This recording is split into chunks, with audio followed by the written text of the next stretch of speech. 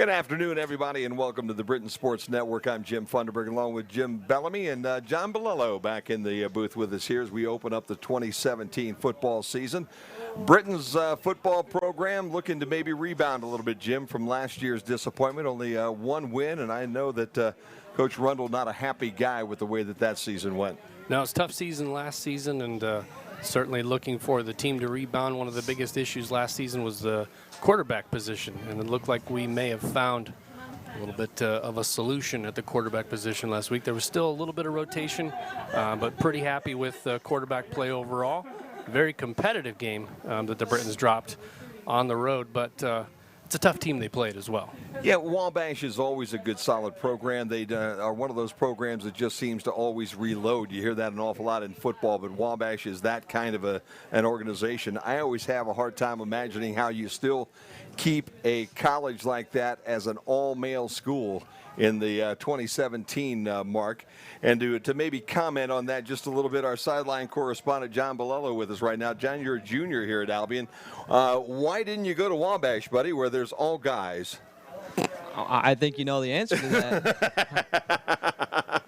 That's what I thought, too. Starting off strong in the broadcast. Attaboy, big guy. Well, that doesn't, when you were looking at colleges, though, did you even consider a place like Wabash, or would you ever consider a college that is an all-male institution like that?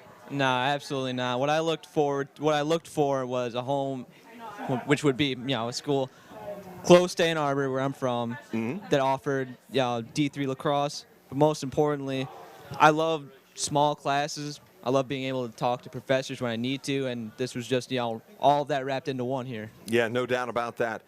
John, for anybody that didn't watch our broadcast last year, is a member of the lacrosse team here at Albion College, and we will pick his brain about that college just a little bit. But right now we're going to turn our attention back onto that quarterback situation that you brought up, Jimmy, just a minute ago. Young fellow's name is Kyle Thomas. He is a freshman, and he is a transfer over from Findlay, University of Findlay down in Ohio. Was a standout high school player here in Michigan. Decided to go down to Findlay and now has transferred over to Albion this year. And the lefty looked pretty good last week. Yeah, lefty difficult to defend. Obviously, most quarterbacks being right-handed, it gives you a different look. His ability to scramble to his left, and that's usually not a defense's strong side. They're used to playing a right-handed quarterback, which means the defense is rolling to its left. But one of the things that really impressed me about Thomas was he has that mental clock in his head. Usually you get to about 2 Mississippi, and you need to make a decision depending on your coverage, your line protection, and the routes your receivers are running. But he not only had that mental clock, but he also did an excellent job of extending the plays with his legs. And that's, if the offensive line is a little bit suspect, that's what you have to do as a quarterback, is you have to do anything you can to extend a drive and extend a play. And his ability to do that with his legs really sets him apart and adds a new dynamic to the offense. At 5'11" and 180 pounds, the freshman threw 30 times last week, completed 14 of them for 215 yards. A couple touchdowns and an interception, hit the long one to Marlon Moore for 42 yards. But, John, if you watch that game, I was really impressed with the way that Kyle could run, man. The guy looks like he's got some real wheels on him. Anytime you have a player who can not only throw the deep ball but scramble, you always have the defense guessing, which is really what you want. Last week also when we were talking to Jeff Carrier up here, who's the PA announcer a little earlier, one of the conversations was on Marlon Moore, number 4. Basically Marlon just a sophomore out of Monroe, Michigan, and last year he had some of those freshman jitters and blues, but last week he did show those signs of maybe being the target that Kyle Thomas is going to need. You got to love that per catch average, 4 catches for 100 yards. Anytime you get a wide receiver getting over 10 yards a reception, obviously that's a first down, but taking one to the house for 42 yards will certainly pad that stat a little bit. But you have to appreciate the growth he has shown from year 1 to year 2. He's made that year 2 jump that coaches look for, and most importantly, he's becoming a dependable target now. Yeah. You know, I was a little bit amazed last week, Jim, that the coach basically did pull Thomas there, and I didn't get a chance to talk to him this week. And he put Sam Blanzy in for a little bit and a few reps. Kind of in my thought, maybe just trying to see what he had in that opening game and see who would maybe be able to lead that team a little bit better. But he was quickly back to Kyle Thomas, and the offense was quickly back on track again. Yeah, and you never know in situations like that without the benefit of knowing what exactly was going on the sideline. Perhaps it was a communication issue, perhaps it was play related, perhaps it was a minor injury or equipment. You know, you never know because he was only out for a short period of time. Without being on the sideline talking to the coach and getting that real-time feedback, it's difficult to know exactly why he was off the field. You know, part of the logic, I would think, since it's game one on the road, you know it's going to be a tough game. You kind of need to see in game situations, you know, what you have at the quarterback position. But I think the fact that he made the switch back to Kyle Thomas as quickly as he did, to me, that indicates that he is your go-to guy for the season. The one thing that was concerning to me last week, Jim, and was the time of possession. Brits with only 18 minutes of offensive possession last week. In a football game like this one, if you only have the ball for 18 minutes, unless you're really running the offense that we saw 2 years ago, you got some troubles. Yep. If you possess the ball 18 minutes, you better be scoring on 1-minute drives. Yeah. Because it means that if you're not, then you're not extending your drives, which means you're wearing out your defense, and that's a tough road to hoe. Well, the British Eights are just taking the field right now, and we have a little message from the NCAA coming up on the scoreboard at this point in time, and we'll go back down and catch some of the Eights program here as we open up this season. It's great to have you with us here today. The one thing I think that also worried me just a little bit was the way that defense surrendered some yards last week. Jim, that was a little scary. And John, you're shaking your head. I think you had the same idea that I did. We better tighten that up a little bit. Yeah, I didn't get a chance to actually watch the game, but looking at the stats, I got a little frustrated seeing that Wabash had run for, what was it, 320, 321? Yeah. Yep. Not something you really want to see, but, you know, that's classic Midwest D3 football. Yeah, they got buckled down. Yeah, really need to buckle down, and you know, again, didn't do a good job necessarily stopping the run, and then every now and then the pass went over their head. Yeah, the thing that, you know, back to that point real quick about the run, the thing that was frustrating watching last week's game was how much they got burned right up the gut. That feels like, you know, you're running into the strength of the defense, and to be able to get those holes right up the middle, that was the tough part to watch. That's where you figure, okay, if you're going to get beat to the outside, that's speed, that's blocking, that's scheme. Right up the gut means that's hat on hat. The offensive line is just pushing you back. And, you know, pride sets in, I think, this week. Coach served a little bit of humble pie.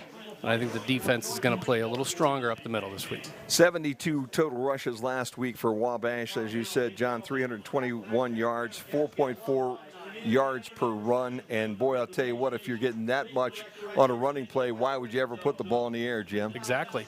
And that's pretty much what the offense was with the Little Giants last week. It was up the middle for 6, up the middle for 3, up the middle for 5. And then they'd only throw sparingly, and why would you throw?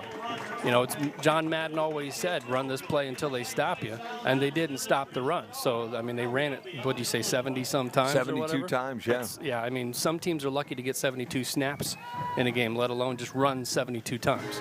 Britons only ran the 56 total plays last week, and Wabash had 72 running plays all by themselves. So that gives you a reason and a feel for why the difference in time of possession. Well, the Eights are on the field right now. Why don't we send this thing down to the field and catch a little bit of their pregame show. We'll send John down to the sideline as well, and when he gets down there, he's going to do a little looking into the scores around the conference here this afternoon. And before we kick this one off, we'll let you know how the 1 o'clock games have fared, and then there's a couple of games that started a little bit later. So John Bolello on his way to the sideline, and we're on our way as well as the British Eights are on the field and entertaining here.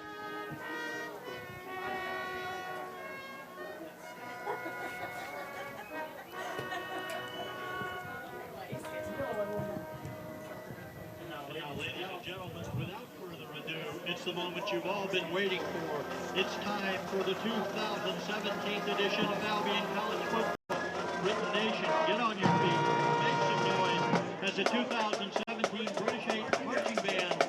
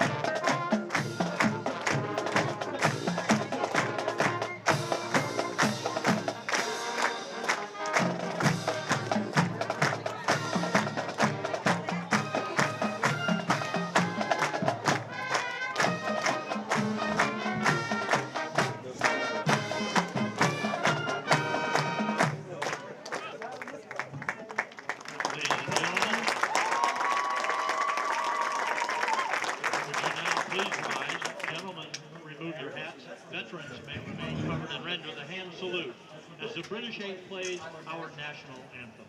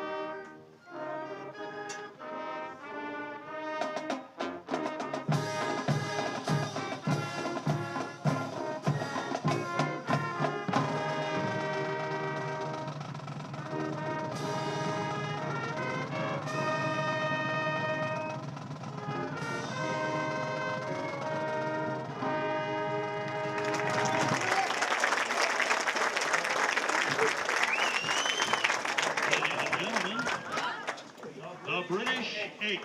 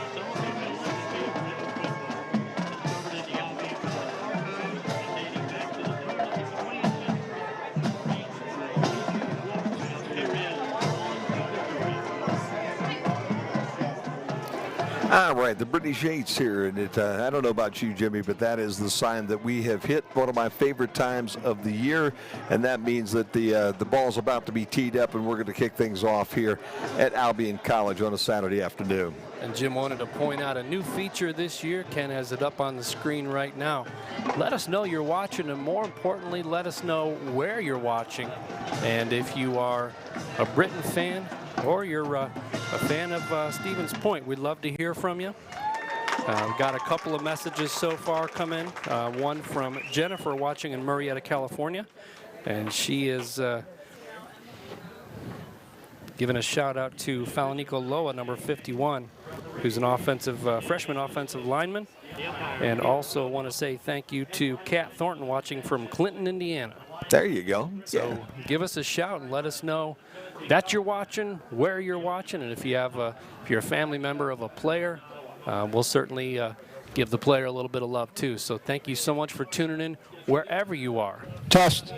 And please let us know, as we now have we now know how loud the referee is going to be here this afternoon, as we had him turned up just at a fraction of where he might be here a little bit later. But we're about ready for the coin toss, and after the coin toss, we'll go down to John Belello on the sideline and get you updated on the other games here around the conference this afternoon, as we get things ready to go here at Albion College. And it should be a lot of fun this afternoon. You know, Stevens Point and Albion has been now a tradition that's been going on for a few years, Jim. It's not been the easiest of roads for the Britons when they take the Pointers on. And where are the Pointers right now? They're still in the locker room here at this point in time. Last year, the Pointers basically really had a situation where they ripped us apart. They scored over 50 when we played them last year at their place. Not a real good situation. Hopefully we'll turn that down and turn that around a little bit, as they took us apart. The last time they were here, though, we had one of those shootouts that we remembered, and the Brits won 65-52 2 years ago. That was, in fact, the first game that we did here on the Britain Sports Network, and I don't know about you, I'm still tired from that game. Yeah, under the lights. I remember basically a night just like this. Beautiful, a lot of offense, And that's a good introduction to the Albion College Britons for us on the Britain Sports Network. That was an exciting season for sure, and the ability to put up those points. The Britons did pretty good last week putting up some points, and certainly would love to see another track meet today. The Pointers come in here today after a double overtime win last week. They beat St. Norbert 34-33 after being down at halftime. They stormed back and were able to tie the ball game up. Took double overtime. They blocked an extra point in the second overtime. How they won, yeah. And then were able to score and convert their extra point, hence the 34-33 score last week. And also a 93-minute weather delay. Yeah. So 2 overtimes, 93-minute weather delay, and a blocked extra point in double OT. Sound like a pretty exciting game. That sounded like a very exciting game. Their quarterback last week had a pretty good afternoon as well. Ryan Swigert, who is a senior out of Winnebago, Illinois, had 5 touchdown completions, 23 for 32 on the afternoon, 374 yards, a couple of 5 touchdowns and a couple of interceptions to go along with that one. But if the Brits are going to stay in this ball game today, that is going to be one of the ways that they're going to do it. They're going to have to shut down that passing game here for the Pointers, or at least be able to stay with them and score with them as the afternoon goes along, because this could be another one of those big scoring football games this afternoon. Good crowd on hand. Perfect day for a football game, and we're just really happy to have you with us out there. Again, if you have anything that you would like to tell us, hey, gentlemen, there are ways to do that. welcome and good luck today. Wisconsin, you're the visitors. You get the call, the toss of the coin. There's a head, eagle on the back, that's tails. We're going to let the coin go to the ground, all right? We'll read it from there. What you going to call? Heads. Wisconsin calls heads. Heads it is. Defer. Wisconsin defers. You want the ball. Which goal do you want to defend? Kick that way. Put your backs to this goal, please. That goal. Wisconsin wins the toss. They defer their choice to the second half. Albion will receive and defend the west goal. Good luck, guys. So there you go. The coin toss goes Wisconsin's way. They choose to defer, and with that, we will defer down to the sideline to John Bolello. John, give us a little feel for what's going on around the conference here this afternoon. Can you hear me, guys? We sure can, buddy. Go awesome. for it. Don't want any repeats of last year. All right. So earlier today, Wheaton of Illinois was at Kalamazoo, and Kalamazoo got thumped pretty good, ended up losing 58-6. Then Trine was at Bluffton as well, and they put a beat down, winning 55-14. And then at Hope was against Defiance this week and blanked them 38-0. And just recently, Olivet had a close one against Elmhurst, ultimately winning 26-20. There you go. Now there is another 6 o'clock game, right, John? That is right. Alma is playing later at the same time as Albion against Manchester. That will be at Alma. So we'll keep an eye on the Alma-Manchester game for you. John Bolello, our sideline correspondent, will keep us on top of that one. Yeah, Jim, a lot of MIAA versus HCAC games today. Yeah, there are. It must have a little bit of a thing going on right now, huh? For the Britons here this afternoon, they'll start defensively like this. At the defensive ends, it'll be Joe Fullerton and Austin Lynn. The tackles will be Dallas Reynolds and Sean Kubit Miller. Linebackers, Jacob Wickens and Jose Rodriguez. An interesting guy in Jose Rodriguez. We thought we said goodbye to him last year, but the fifth-year senior back now because of eligibility due to all the injuries he had. Cornerbacks today will be Rayshawn Robinson and Michael Harvey. The strong safety will be Richard Anarot. Free safety, Jordan Carter. And the wing safety will be Patrick Zarnecki. And if you remember the Zarnecki name, his brother Michael kind of ran the football a little bit around here a couple of years ago, which was a whole lot of fun. And that Britain's defense, Jim, is going to have its hands full with senior Jerry Williams tonight. Had over 200 yards receiving last week. And boy, oh boy, did he light it up. And we will set up the Stevens Point offense, but Ryan Swigert will be the quarterback. As you said, Jerry Williams was the young fella. He's only the 19th player in the history of Stevens Point football to go for over 200 yards in a single football game receiving. So back deep now for the Britons will be number 11, Pat Zarnecki. He'll be on the home side here. And up on the top side, Michael Harvey. Harvey last week did not return a kick. Zarnecki had them all. He returned 3 for an average of just under 16 yards. Kicker for Stevens Point is Hayden Needart. And Needart is about ready to address the football and start the season. Football time. Ball is bobbled down around the 5-yard line and fallen on by the Britons. And I'll tell you, I don't think there was good communications there between Harvey and Zarnecki.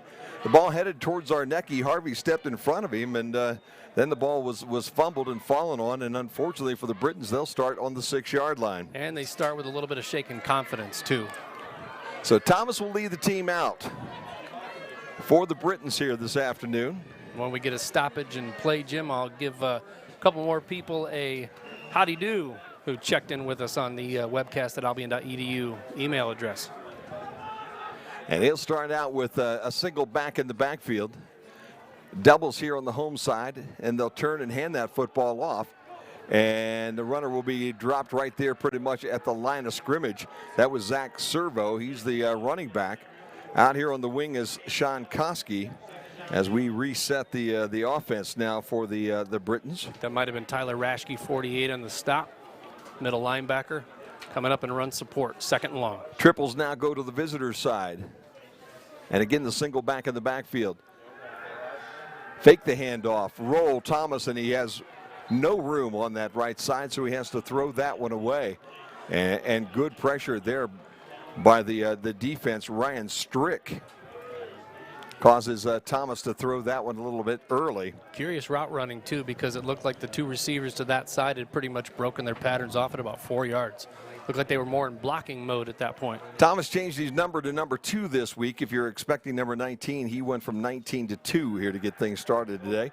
And he will run out of his own end zone, has to break a tackle, looking for a block, gets one, but he'll run out of real estate out around the 9-yard line as Stevens Point took advantage of that muffed kick and the bad field position there for the Britons and pinned us deep, and there will be 4th down now at the 9-yard line and long to go here for the Britons. They'll have to kick this one away. Got to think the pointers here, Jim, even with a good snap and a good kick by the Britons, should be getting this ball on the friendly side of the 50.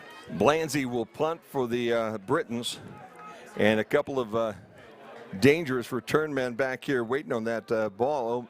Amari Johnson is kicked the opposite direction and a fair catch. Well, got right past midfield into the Stevens Point 48-yard line. Will at least flip the field slightly here. Jim, I'll take a moment to thank the folks that are checking in with us. Lisa Soik emails. She's watching from Oak Creek, Wisconsin. Shout out to Jacob Miller, number 92 for the Pointers. Also, Rhonda Needert checking in from Wapaka, Wisconsin. She is saying hello to Hayden Needert, the freshman kicker, number 39 for the Pointers. Also, George checking in from San Diego, California, where it's always beautiful. He's watching his nephew, number 31, Jacob Clark. And also Jim and Carey from Chilton, Wisconsin, rooting on Boyd Delabro, number 16. Swigert is the quarterback, and Duke is the running back behind him, and they'll fake the ball to Duke and throw it across the middle, and he's got a completion inside the 30-yard line. And a nice strike there by the senior quarterback, as you see the replay on this one. And he hit Luke Gerdicke right in the numbers. Mm-hmm.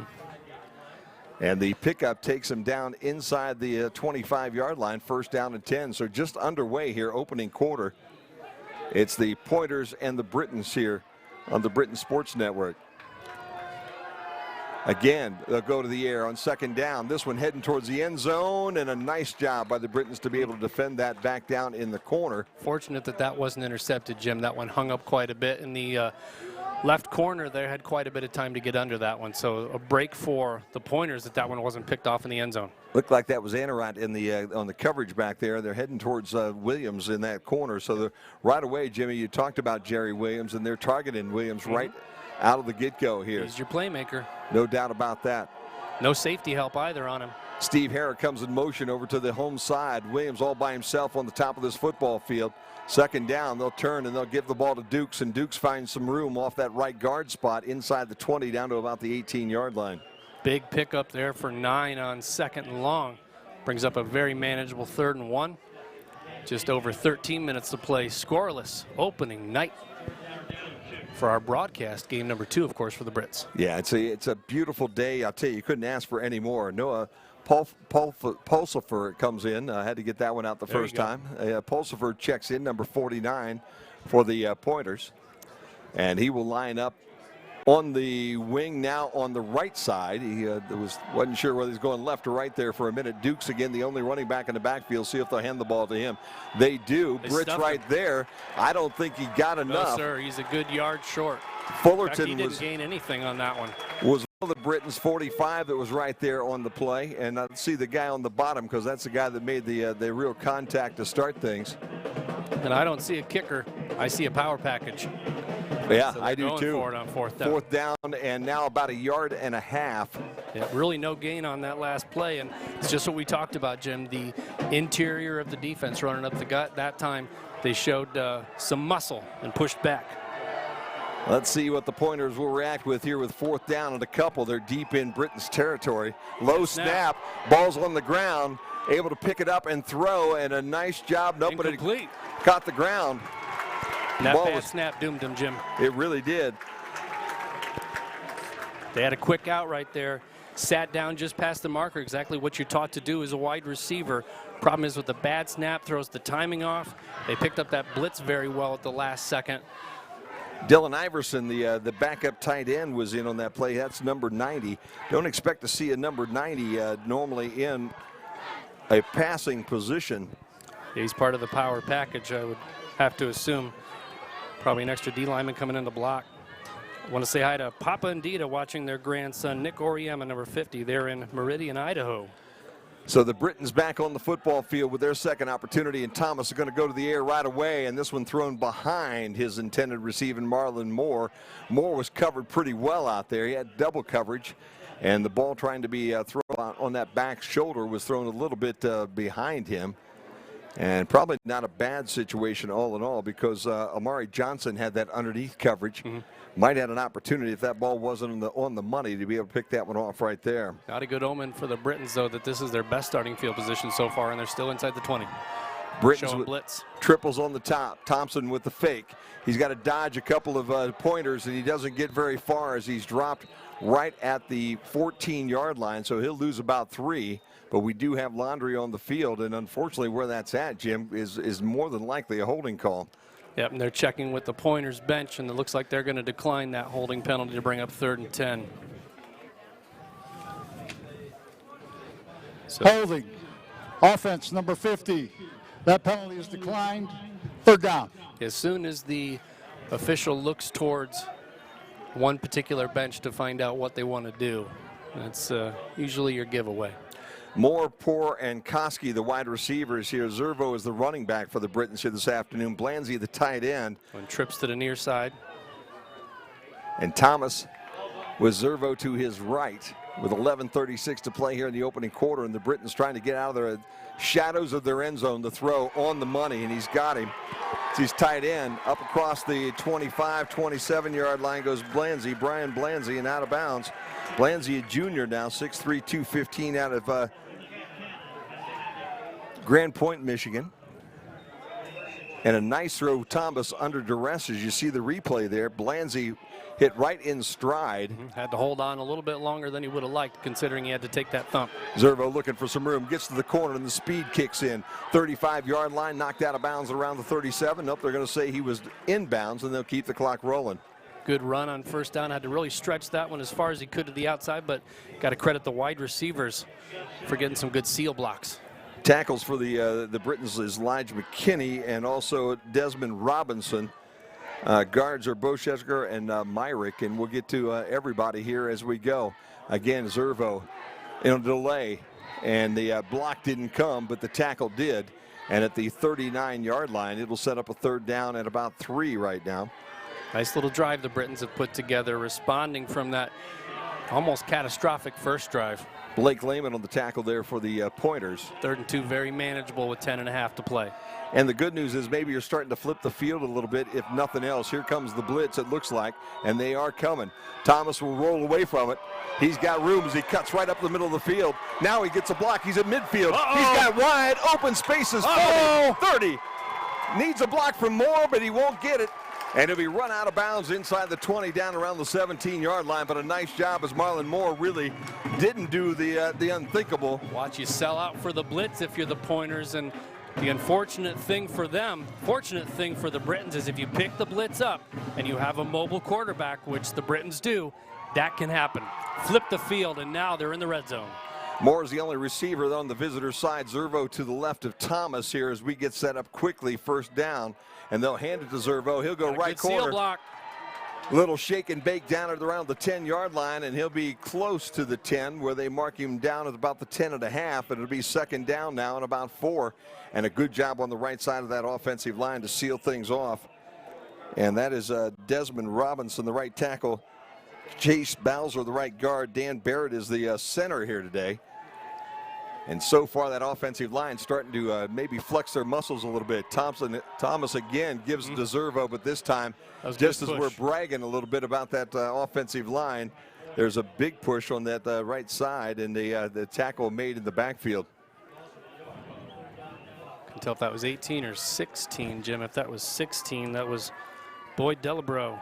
I think that's Delabrew, and I believe that's who that is. I said the same thing. I was looking for an 18, but I think Delabrew would be obvious for him. Oh, nice throw to the back of the end zone, but unfortunately not completed. As a good job by the defensive back in the back corner. That was Felix King, number 6, yeah. Only a freshman. Using every inch of that 5'9" body right there to get up. Great defense, perfect timing. Well, that'll set up a field goal now for Fabry as the Britons look to be the first team to score here this afternoon at the 8:59 mark. And you would have fooled me a little bit ago the way this game started. That would be the case, but potentially that is what will happen here. Fabry to kick.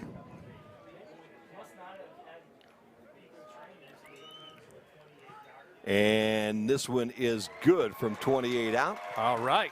And the Brits will score first here on this Saturday afternoon on the Britain Sports Network, and they'll go ahead 3-0 here with 8:55 to play. I want to say hello to Johnny Koresh watching in Westmont, Illinois, watching a former teammate of his, Sam Saltwich, number 52 for the Pointers. Said they played football and threw shot and disc together. So there you getting go. A lot of the road folks watching, as you would expect. It's more than a couple hours from Stevens Point to Albion, Michigan, but it's this time of year, it's a beautiful drive. And we thank you so much for watching, whichever team you're rooting for. Yeah, no doubt about that. We Forgive welcome us you if in. we root a little bit more for the Britons, being it's the Britain Sports Network. But as you'll find, if this is your first time watching our broadcasts, we do like to give all the student athletes their props. So if we see good plays coming from the Pointers, we're going to call them good plays. We like to watch good competitive football. Williams is number 11 here. He's over here on the visiting side. And I would think you're going to do about anything you can to kick it away from him here today. And just as I say that, they drill it right at him. He'll take it at the 9. Look for some blocks at the 20. That sideline off, yep. Britt's able to wrestle him down at the 25-yard line. So that's, yeah. If you're going to kick it to him, do exactly what they just did. Directional kick right there towards the corner so that you can kind of start to wedge him into that one side where he basically, and he did try to cut it back in, and that's what, that's what your playmakers will do instead of just ducking out of bounds. But, good directional kick right there and pinning him fairly deep, especially considering where their last drive started.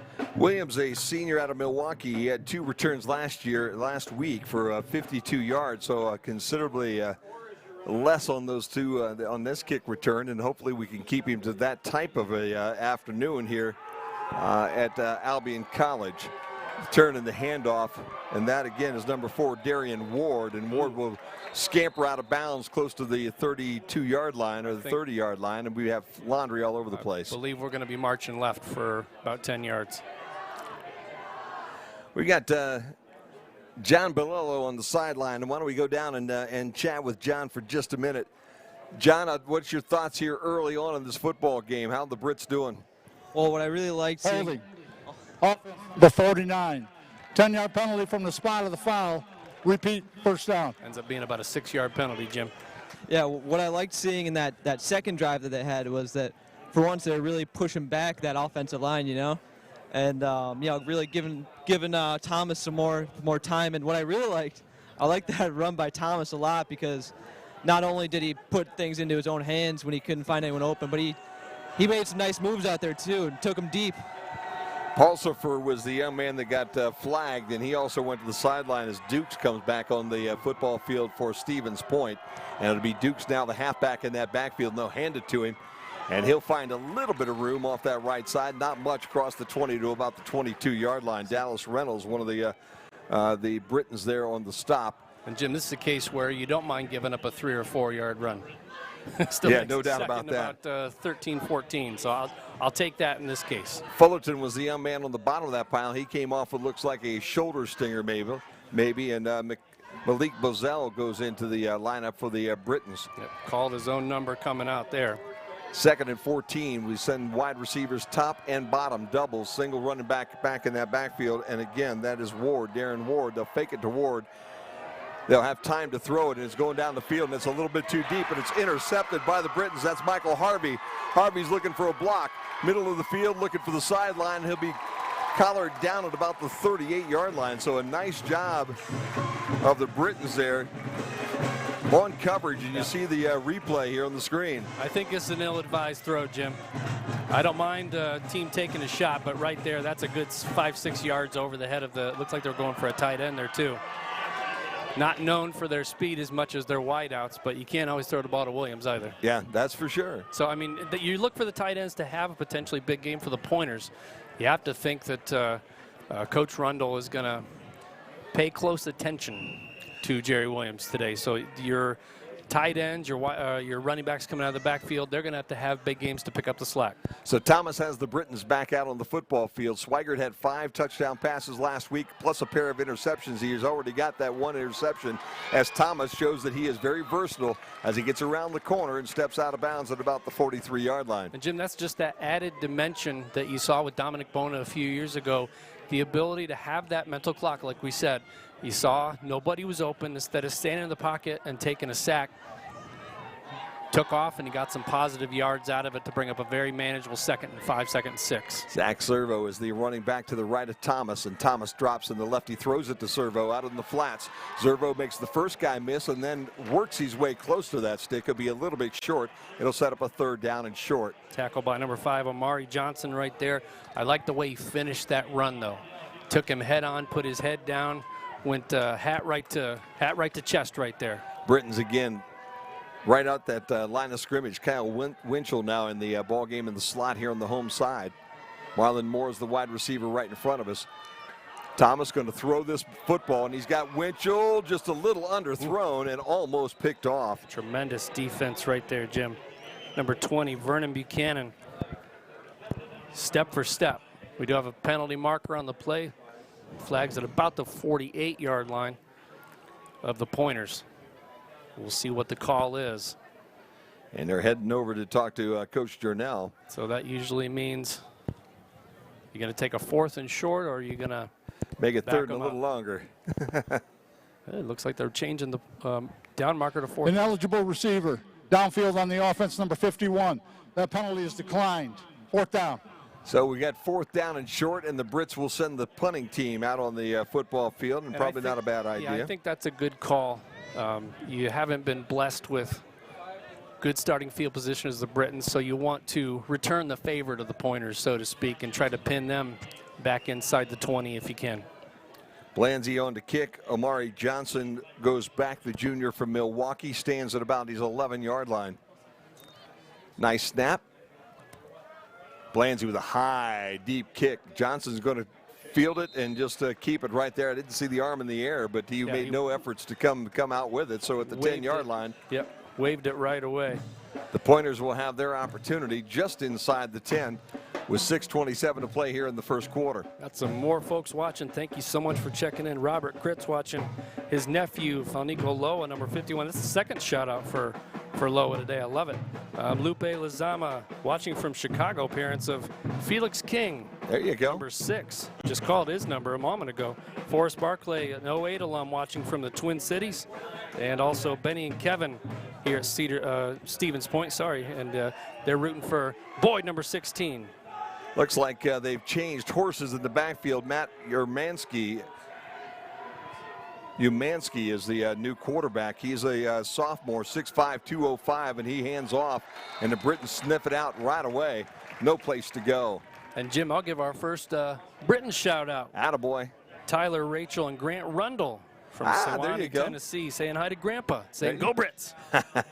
I couldn't, you have to forgive me, Pointer fans. I can't say go Pointers today. I got to say go Brits. Evan Dukes was the young man with the carry. Dallas Reynolds and Sean Cubitt Miller were the two guys that stopped him for a loss of about a yard. As it's second down now and 11 as Umansky stands back at his 3-yard line. Low snap, picks it up, throws right away, and he's got a completion out about the 12-yard line. So a nice job to Williams as he finds Williams with a quick out, and Williams will pick up about 3 yards, almost 4. It'll set up a third down now and about 7 for the Pointers. Again, Umansky didn't play an awful lot last week, really had no numbers. He got in the game, but he didn't put up any stats. But now he does have one completion for about 4 yards here in his time today. Dukes, as he's back in the backfield. They've got receivers to the right and to the left, and he'll drop right back and look to throw this thing. Going to be Way deep down over head. everybody's head. Illegal contact. There's 2 flags. They're going to call defensive holding. You just saw that's a gift 5-yard penalty right there. Al Williams Give him was a the first young down. guy that got was the one that was being held, I'm sure. I guess that's probably why the ball was so overthrown in that case. But at the same time, I don't know that he's quick enough to get that far down the field. I didn't catch the holding. There we go. You see it right here on the replay. Defense number 7. The pass was thrown to an eligible receiver. Therefore, by rule, automatic first down. So Michael Harvey, 10-yard penalty. who had the interception early, points at his chest and looks at the coach and says, my bad, I get the next one. 5:17, the clock is stopped here as the Brits up 3-0.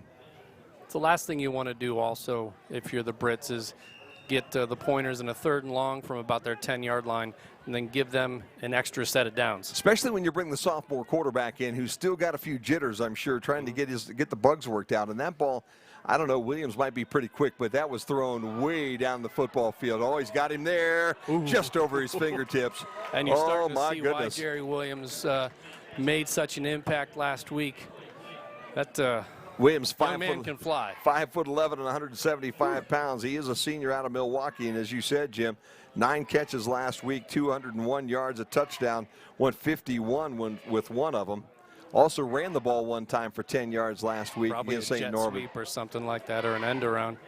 Triples now to this side. Yeah, I would bet. 22, 23-yard average per catch. He is quick, It's a good game. Yep. lightning quick. Ball Fumble. again snapped low, and Dukes actually picked it up. We have flags everywhere, Brits everywhere, and the whistles finally do blow. Have to think this is going to be a procedure penalty too. But if I'm the Brits, unless it's a dead ball penalty.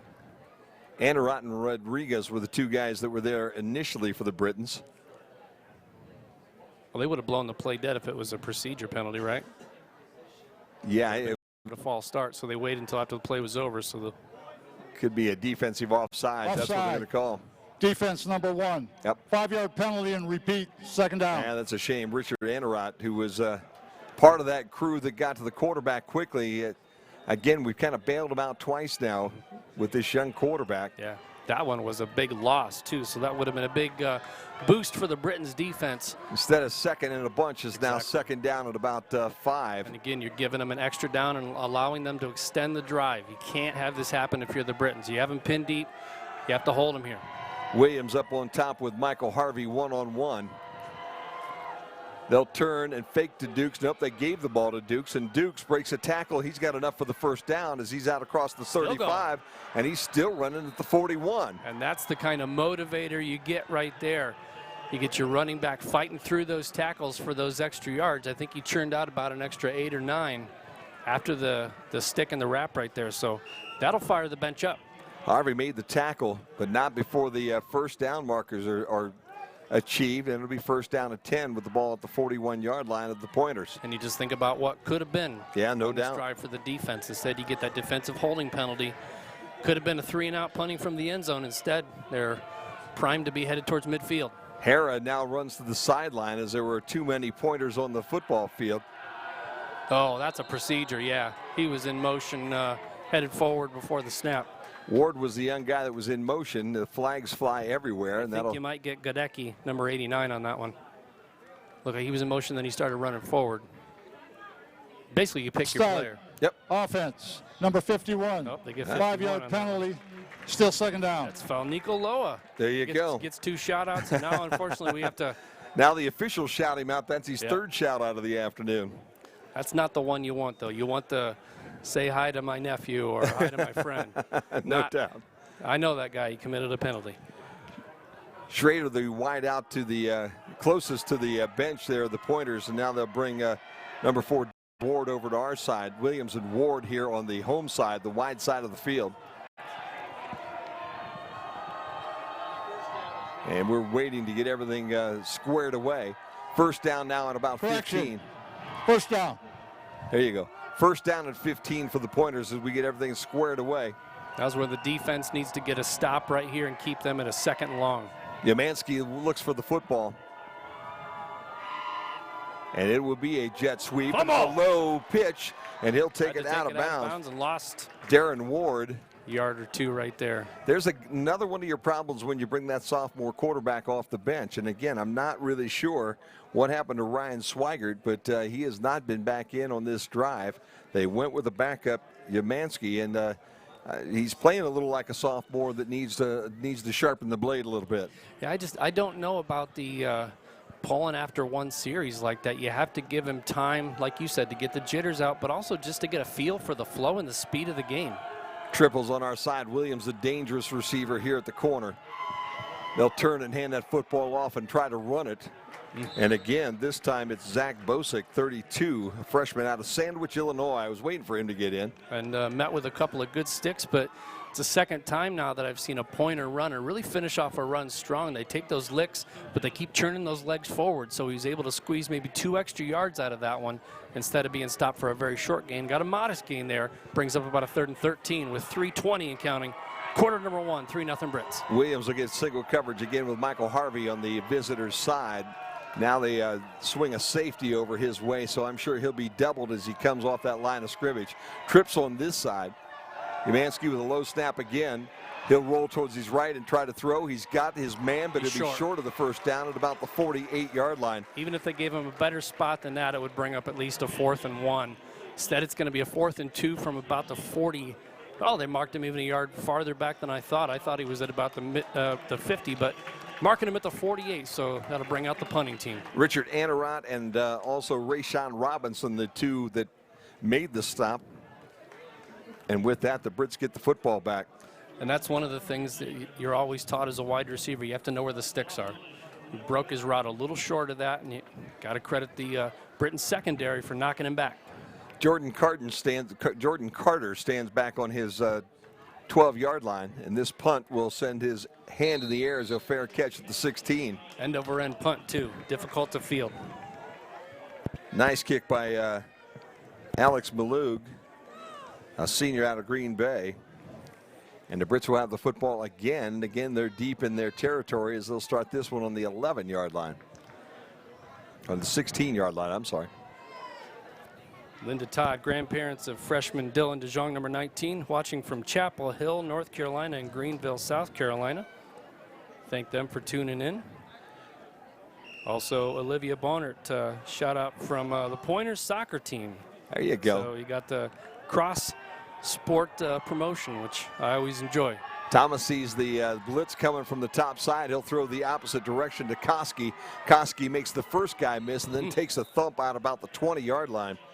That was 95 Logan Strang. And Vernon Buchanan, number 20, also laying the shoulder in there. And that's a tough one. You like to see a safety get in there with run and pass support, lowering that shoulder, but those aren't usually the biggest guys on the field. Wide receivers and corners and safeties usually hold your breath a little when they go shoulder strong. Servo is next to his quarterback, and he is the carry, and the Pointers sniffed that one out for no gain. Yeah, that was well defensed right there. In fact, a loss of about a yard. Regardless of who's going to keep that ball, that play was bottled up. Bobby Bailey is watching his brother, big old Broderick Bailey from Baraboo, Wisconsin. There There's you a lot go. of B's in that one right there. Pop that mic a little bit, buddy. And also Benny and Kevin from Stevens Point. Go boy number 16. I think I might have said that one before. So Thomas drops. He's in some trouble, but his legs get him out of it. Now he's going to try to find a block, and he'll get it up the sideline for a couple. Step out of bounds at about the 22-yard line. He'll be short by about 4 or 5 yards, and the Britons will have to kick that ball away. Still a minute 14 to play. And they'll wind the clock, I believe, once everything is set. But so far, so good for the Britons. 3-0 lead, and they dodged a bullet with that first drive. Pointers went for it on 4th down, were unsuccessful with that incomplete pass, and that's the farthest down the field they've gotten so far. Kick by Blanzy will take a Pointers bounce and actually roll backwards almost 10 yards, and will actually end up in Pointers territory at the 41-yard line. You like that in a golf shot. Yeah, you really do. Not so much in a punt. You want that spiral to hit and roll the other way. So that's a 10, 12-yard boost right there. Basically, that's a 12-yard return. Yeah, it is. The invisible man.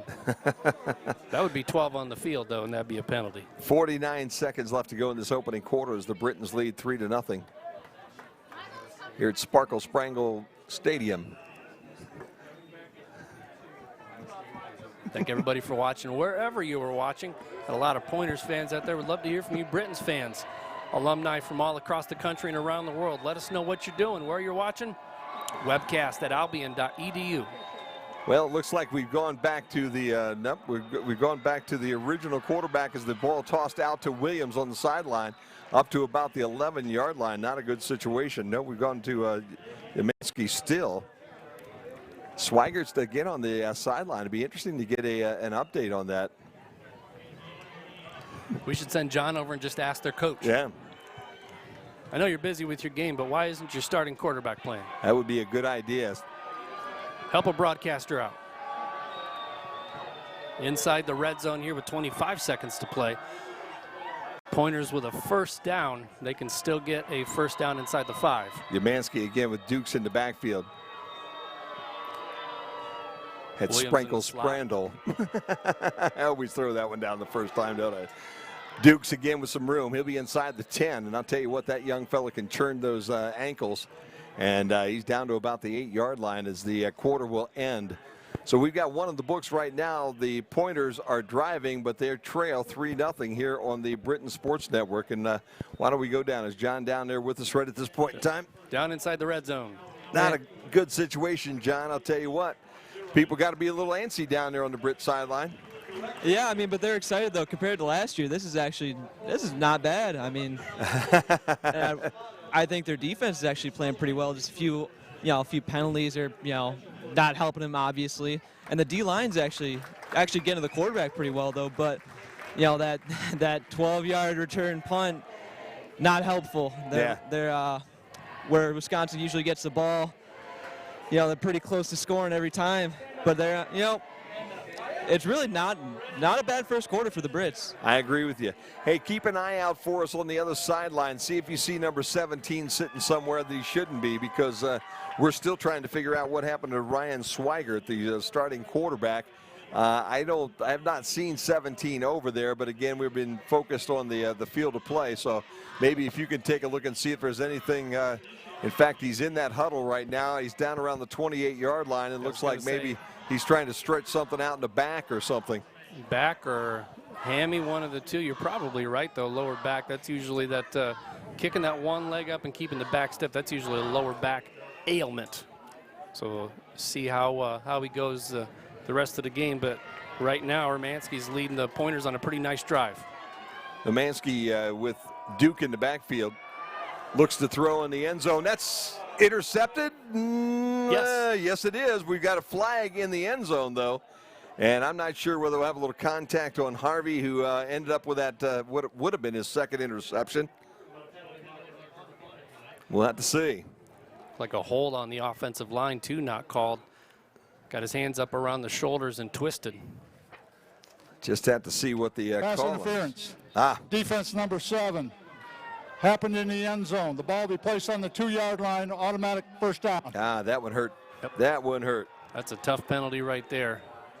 On him like a glove, got the interception, but a little too physical for the officials. They throw the laundry, and that gives the Pointers a golden goal-to-go opportunity. It really does. Williams now split up at the top of the of your screen at this point in time. Ward in the slot up there. Umansky, the quarterback, and he's loaded on the left side. And he will fake the football and keep it himself. And a wide open hole to the end zone. So the sophomore quarterback who came in midway through that opening period, not only does he engineer a drive, he also scores his first touchdown of the season with a 1-yard run here just underway in period number 2. Everybody's sold out for the jet sweep to number 4, Darren Ward, headed to his left. And I think Hermansky was surprised, but pleasantly surprised at how much open real estate he had straight ahead. Usually you don't see that much open space at the 2-yard line. Everything's usually bunched in. Big fella, I'll tell you what. Hayden Neidert, the extra point coming here. Holder is Derek Fox out of Yorktown, Indiana. Good snap, good placement, and the kick is good. So all the points have been scored on this end of the football field here this afternoon. And just like that, the Brits find themselves down 7-3 after a punt that really just kind of backfired on them. And we do mean that because the kick that was a decent one. 10, 12 yards. That started in Pointer territory, spun its way back into Britain's territory and gave the Pointers a short football field to operate on. And then the interference that looked like it was going to be an interception in the end zone, which would have been the second one of the afternoon for Harvey, set him up on the 1-yard line. And with that, the Britons lose the lead but get the football back. Brock Delabro watching from Green Bay. His brother Boyd is in today's game. Also John Thompson watching from Marshall. Thank you, John. And Courtney Ford. Shout out to number 31, Brendan Ford, for the Pointers. From Mary, Courtney, Braden, and Chloe Ford, Manchesney Park, Illinois. So we're getting them from all over the country. I love it. Thank you so much for tuning into the Britain Sports Network. Marlon Martin is on our side on the hash mark here at about the 4. And Zarnecki, the returner, on the other side. This one will come to Martin, and this time he will take the football, look for some room up the middle, now cuts it out the sideline, turns on the burners. Here he goes, 40, 41, and out of bounds. Well, that's a very questionable decision on that kick, Jim. Yeah, he mishandled the first kickoff that he received, but that was a low line drive. You want to put a little air under that to give your coverage team an opportunity to get down there. Instead, he's kicking a frozen rope to that returner. It's 20, 25 yards before he even sees a pointer. Yeah, and you saw him on that replay as he headed up that sideline. One more block, and he was going the distance. I don't think that's a mistake you'll make twice. I think coach, special teams coach over there will suggest, maybe strongly suggest, that you not do that again. Kyle Thomas in the backfield. He looks to throw. Going to throw this one out in the flat, and he's got his man. It's completed to Doug Freeman. Freeman, though, with just a short pickup of a couple. Yep, only had one man to beat right there, but was unable to do it. Good tough tackle. So a gain of about a yard. That could have been easily about a 7-8 yard gain. Freeman gets past that one. He's got some room. There's no doubt about that. Good one-on-one play, though.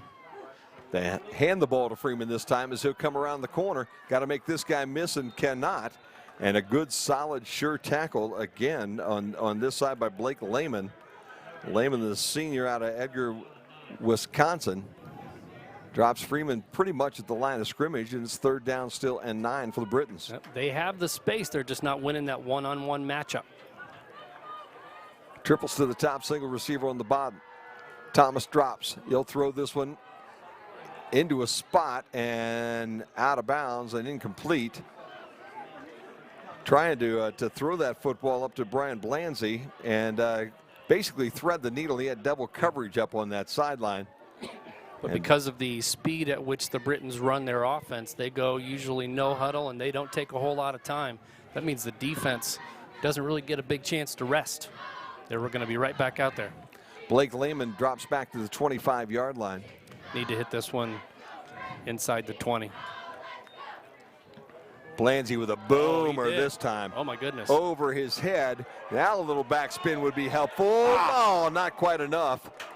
That's the one where you wanted it. Kyle Winchell was trying to The track backspin, it down, but the ball just a little bit too far out of his reach, and it rolls into the end zone and will set the Pointers up. Boy, it'd have been nice to be able to pin him down there at about the 1-yard line, Jim. Flip the field, though. I mean, even if the ball comes out to the 20, that's a lot better than setting up 35, 40-yard line with a good return. So you certainly outkicked the return.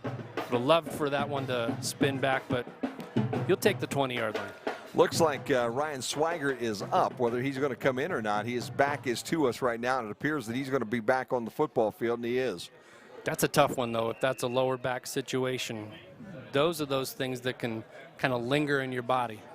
So Swigert comes in. They've got 6 first downs already on the afternoon, Jim, and compared to 2 for the Britons here to this point in time, and you're right. Duke's in the backfield to his left. Swigert going to throw on first down. He's got his guy complete, and out of bounds goes Godeke. Godeke gets about 8 yards on that first down. Godeke goes 6'4", 250. Sets up a second down and a long 2. Love to have a big tight end, wide target. Oh, yeah, I tell you what, it's always good to have a big fellow like that one to be able to outlet to like he did just there.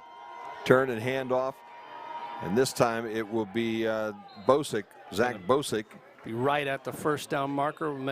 Might need a measurement. We usually don't see those at Albion, though. Our officials here have very excellent eye. There you go. They're excellent eyes. They just say, nope, got it, first down. Well, you can see the nose of the ball right on the 30-yard line, so that's an easy one. Yep. 13 minutes to play here, second quarter. Britain's down 7-3 here on the Britain Sports Network. Good to have you with us here on a Saturday afternoon. Jim Funderburg, Jim Bellamy, and John Bolello on the sideline with us here this afternoon. We're going to talk a little bit of John Sport here a little bit later in the afternoon. First down and 10. Brits defense needs to tighten up right here. Big, wide gap in the middle of that football field. And again, Bosick runs through it. And that's very reminiscent of last week, and that's what you cannot have happen if you're the Britons. Been playing pretty strong defense to this point. When they start getting 8-9 up the gut on first down, that's a backbreaker. Need to stiffen that up. Wickens made the stop for the Britons, but not before Bosick's able to get 9.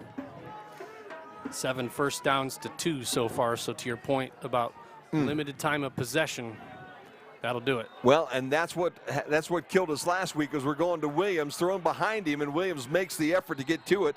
Harvey there on the stop, but Williams adjusted to the ball nicely, was able to find it in the air, make the catch at about the 32, and then forced out of bounds at the 31. So they go from their 31 to the Britons' 31, 38-yard catch. Just like that, first and 10 now, Pointers. You can see what a difference maker Jerry Williams is, and that's, you just put it up, let him make a play. The defender did not turn around for the ball right there. And that's an easy pitch and catch for a big gain and a first down. Oftentimes the most difficult pass to really defend, that pass, the comebacker there where the receiver gets to turn around and see where it's coming from. Screen pass to the tight end. Play. And that'll go for a first down. Down around the 15-yard line goes Godeke again. And again, the big freshman. Think about how big this fellow's going to be when he really grows up. 6'4", 250, as you said, Jimmy, and he's only a freshman. This one will start basically in the sunshine with some lights, and we'll end it tonight in the lights. That's the neat part about a 6 o'clock game here in Albion. 11:09 to play in the opening half. Crowd making a little noise as, once again, the Pointers visit the red zone. Swigert again in that pistol look. He's got his running back right behind him. And he'll throw this one to the corner. He's going for Williams again, and that ought to be offensive interference, but I think Williams came down with the football. Oh, my goodness. Yep. That's a lot of fighting going on. Man, I'll tell you what, Williams went over the top on that one and came down with the ball. But both players have to have a shot at the ball. They sure do. Number 24 in coverage, Rayshawn Robinson right there, the junior. Little underthrown, but that's a who wants it more ball right there. That 50-50 ball won by Jerry Williams, and that's 6 for the Pointers. You watch the replay right there as Williams just comes over the top. And you're right, Jim. I would have to agree with you. You know, he really did come over the top, but that is one of those 50-50 balls that you're not going to see called very often. And that shows you how much trust they have in Jerry Williams. Yeah. Throw it into tough coverage like that and still have confidence that your guy's going to make a play. Extra point is perfect, and just like that, now the Pointers have stretched their lead to 14-3. Britain's offense is going to have to answer just a little bit on that one. Down to the sideline to John Bolello, and John, I'll tell you what, things have turned down there a little bit. Yeah, this is, you know, like you were saying earlier, defense got right back on the field, didn't get much of a break, and then, you know, a couple of string of plays, 8-9 yards, big bombs, and then that, you know, questionable touchdown there. It's, you know, it takes morale down a little bit. Really does. Are you watching the score of that Alma game? If not, take a look for us here, and the next time we come down, we'll check in with you and see. How's that? Sounds good. Getting some more shout outs. Briley and Mom are watching number 46 Berkeley Corvino. I want to thank them for watching. Also, Tom Kelbeck watching from Manitowish Waters, Wisconsin's grandson is number 21, Gabe Heindel for the Pointers. And we'll get to more of these as Travis Rundle, class of 02, watching from Interstate 81, the Virginia-Tennessee border. Says, go Brits! There you go. Moore and Zarnecki back. Again, Marlon Moore will field this one on about the 8. This time he'll come to the center of the field. Now cuts it back up to the sideline, gets a block, and the second block. He's across the 30 to about the 33-yard line. And all of a sudden, Jimmy, that time of possession is starting to sneak out on us here just a little bit. 7:41 for the Britons so far, 11:13 for the Pointers. Last week, it was only 18 minutes total time of possession for the Brits, so we need a few sustained drives to give our defense a couple breathers here on the sideline. A sustained drive that gets you points. Yes. Because just putting a nice drive together and chewing up time of possession might help your defense relax, but if it doesn't get you any points, it's kind of like a participation medal for trying.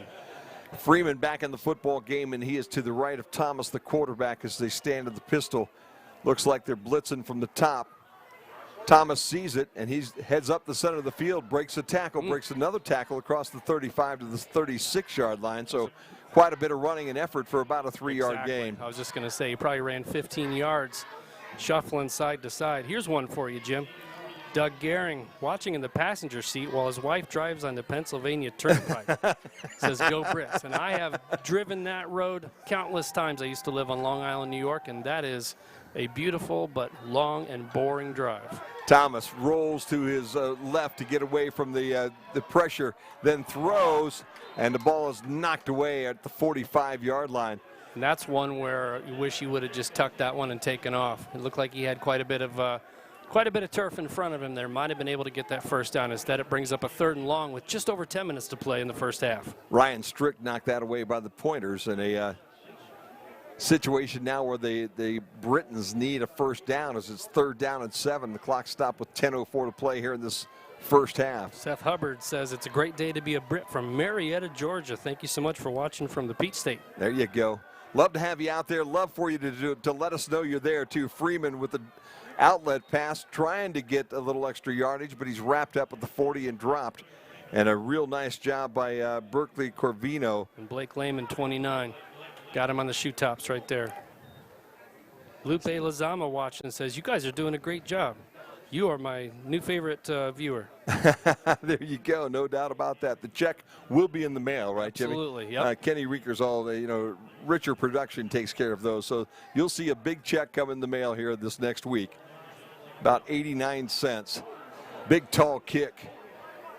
Driving the Pointers backwards, and a nice job by the Britons defense to get down and trap Blake Lehman at the 15-yard line. And now we need a defensive stop so we can get this football back and even the score up a little bit. But you got to wonder a little bit. That defense has been on the field quite a bit here so far, Jim. What's sticking out to you on the stats so far? 10 first downs to 2. That's a tough one. Neither team really lighting it up on 3rd down. Wisconsin Stevens Point 1 of 3. The Britons 2 of 8. But that 2 of 8 means you're not sustaining drives. You might get a first down, but then you're not doing anything with it. And the scoreboard bears that. 14-3. Well, the Pointers on the football field. When we get another break, we'll go down to John and see how that Alma game is going here in the MIAA. Most everything else is closed out here this afternoon as he turns and he hands off. And the run will come to number 4, Darren Ward. And Ward will get quite a bit on first down. And again, the Britons' run defense allowing 7 here on first down, almost 8. You wanted to know what's looking interesting to me in statistics. What just jumped out is that's the 24th play for the Pointers. Albion's run 24 plays. Wow. So there is a big disparity in time of possession, however, running the same number of plays. Ward, again, the only back in the backfield. High snap, and they hand to Ward, and Ward will make the first guy miss, get around the corner. He'll have enough for the first down as he crosses the 30 to the 31-yard line. Down to John. John, you got an update for us from Alma? Sure do. Alma is up 14-12 over Manchester University, currently halfway through the second quarter. There you go. Alma up over Manchester. Kind of what we expected. We have some familiarity there with the Manchester program. In fact, Manchester lost last week, and I'm trying to think who they got beat by here in the conference. We'll figure that out here in a minute. It is first down to 10 here for the Pointers. The throw into the flats is caught. Yes, they say it's complete before he goes out of bounds. Good job by Harvey to be over there close, but unfortunately for him, the connection was made to Steve Hara, and Hara will step out of bounds after getting about 5 on first down. And Hara with that quick out right there in the good hands, and with the lick he took going to the ground, you need to possess that ball all the way through, including hitting the ground, and he was able to corral it. It's a good catch, short gain, but still positive yardage. Halftime, we will talk to the president of Albion, get his thoughts on the first half and what's going on around the college campus this weekend. A beautiful fall afternoon. It feels like a fall afternoon, even though we're ending up the summer Still here quite yet. technically summer, yep. But really at this point, it's kind of just a distinction. Feels like fall, looks like fall, beautiful out. Ward gets another first down as the offensive line for the Pointers doing a good job of controlling that line of scrimmage. The Britons' defensive line really going to have to bear down here a little bit and get this unit off the football field. You really don't want to go down 21-3 here in the second period if you don't have to. Swigert turns, hands the football to Ward. Ward this time runs into some purple jerseys and gold helmets. Do you watch the ends of those runs, Jim? You see the initial wrap, and then you just see those legs continue to churn. A lot of respect for the Pointers and how tough their running backs are. He gets probably an extra 2 when he should have been bottled up for a very short gain. Schaefer and Fullerton were the young guys that made the tackle there for the Britons, but not before Ward gets almost 4. And he sets up a second down. They'll call it 7 on the scoreboard. Will go along with him. Williams, again, the receiver on the short side of the field. He's wide out top side. And they'll be watching him closely. Harris on this side.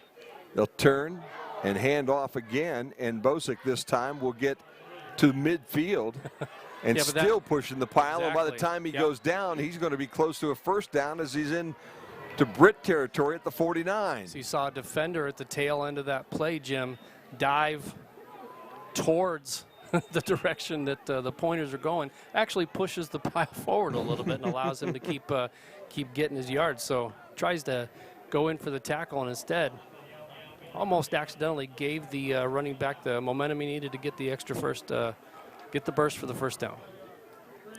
So it is first down and 10 again for the Pointers, who are grinding the clock with 5:57 to play in the half. Turn to Bosick. He's going to go around the right corner.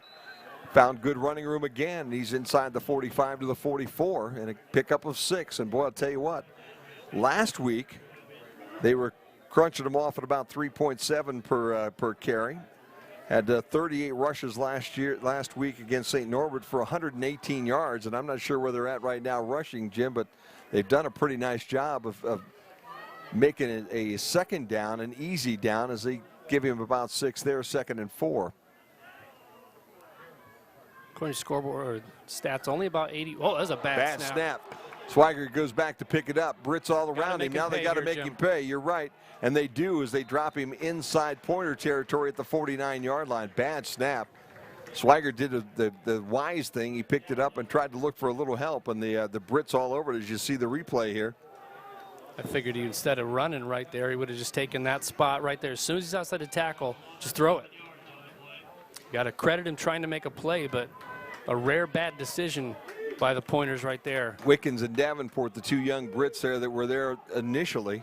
But then again, they had a little help. A backup quarterback, though, Jim. Well, again, we're back to the number one now. We're back to Swigert, okay, aren't we? Yeah, you're right.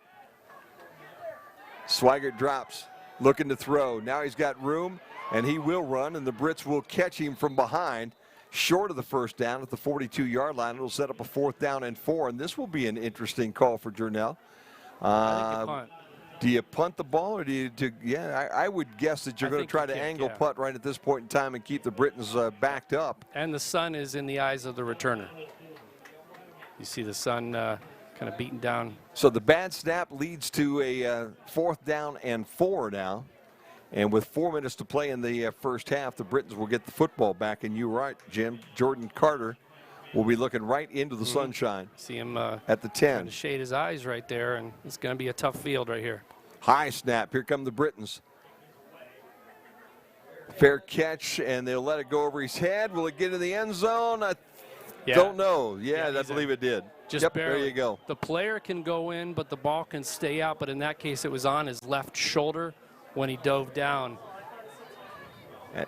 He's going to signal him down on the 1, I think is what he's going to say. But you are right, Jim. As long as the ball doesn't go in, and they're going to set him right there on the 1-yard line. That was magic then, because it looked to me like it was on his left shoulder, and his left shoulder is what was in the end zone. Man. So the Britons, who have kind of fought for field position all first half, are going to have their worst field position of the afternoon as they will start on the half-yard line. Total yards, 222 to 97 advantage Pointers, 140 through the air, and only 82 on the ground. It seemed like a lot more than that. Thomas in the backfield was Zervo, and let's see if they'll run out of there or throw. Here comes the run blitz. They'll hand to Zervo, and he has some room. And the good news is the Britons will be outside the 5. Zervo keeps the legs moving. He's almost to the 7-yard line. So a good job by Zach to be able to keep that thing going and get that football out to where the Britons now can run some offense. Pick up about 6. Watching from York College, Nebraska. That's the 3rd shout-out for Falanico Loa, Jim. There you go. The whole family's out there watching today. How's that? For a bunch of viewers. I love it. Fake to Zervo. Thomas coming around the corner. He's at the 15, makes the first guy miss, and then will fall forward to the 19. That'll be a 1st down, and a nice job of faking to Zervo. All the Pointers went with that one, and Thomas with a nice pickup to set up a 1st down and keep this drive alive. And that's his offside. The left-handed quarterback, you figure they would roll to their power side. So it shows the confidence in his ability to evade the defenders. Moore and Winchell to the top of your screen right now. Zervo again to the left of Thomas in the backfield. And Thomas to throw the football. He's got Koski, I believe, and out of bounds after just a short pickup of about a couple to the 21-yard line. Good stick they by give him the 22. Julian Givens there, Jim. Carried that tackle through pretty much past the white paint on the sideline right there, but it wasn't a late hit. He was just wrapping up. Clock is moving with 2:41 to play here in the first half, and the Brits would love to be able to put a score on the board. They've only been able to muster a field goal here early. Thomas keeps this one. He's got a little lane. Get across the 25 to the 26. It'll set up a 3rd down now and a manageable 4. Excellent call right there to keep his own number, because they were going to run left end, and he had a defender pretty much right on him. It would have gone nowhere. Koski and Blanzy now right in front of us. Zervo again, the running back in the backfield. Thomas drops, needs a little time. Has it, throws it. He's got his man. That'll be a 1st down. Out across the 35 to about the 37-yard line. And we're going to have to look at that one. 84 is a number I don't have on my... Zach Kitka is sophomore tight end out of Warren. There you go. Kitka comes in, makes the catch for the 1st down, and then heads right to the sideline. Kitka with a good hairdo. Kind of like the hair you had in the good old days, Jimmy. Was it? Yeah. I don't remember those good old days. Zervo, the intended receiver, that one a little bit over his head, incomplete, so it'll stop the clock with a minute and 47 to play. Impressive drive, though, put together by the Brits here, Jim. We've talked quite often in this first half about how they need to sustain a drive.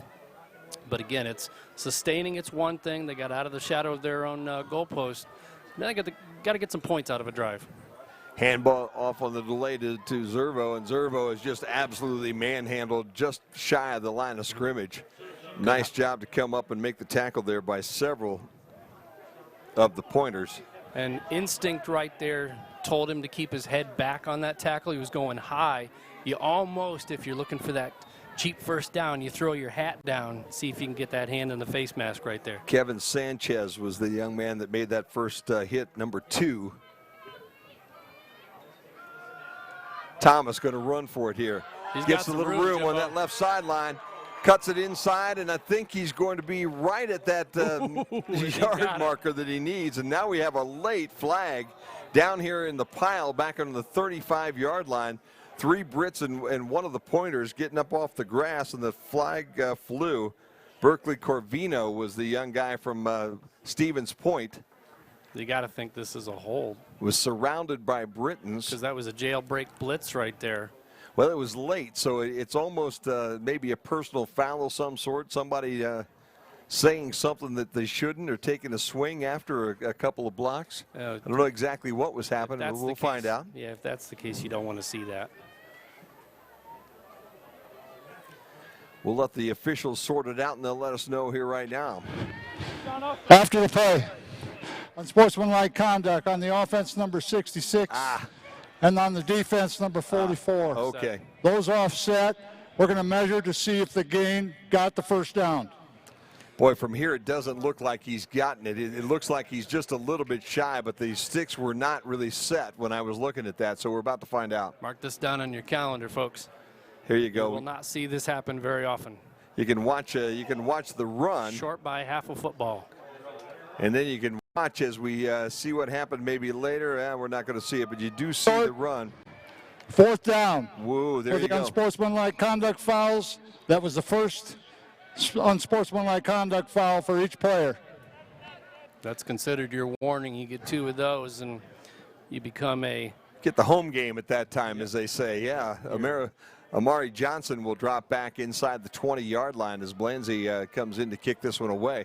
Do you get fancy here, Jimmy? You only need about 6 inches. Do you snap that ball a little bit short and see if you can't sneak your way to a first down? Maybe send somebody under center for a...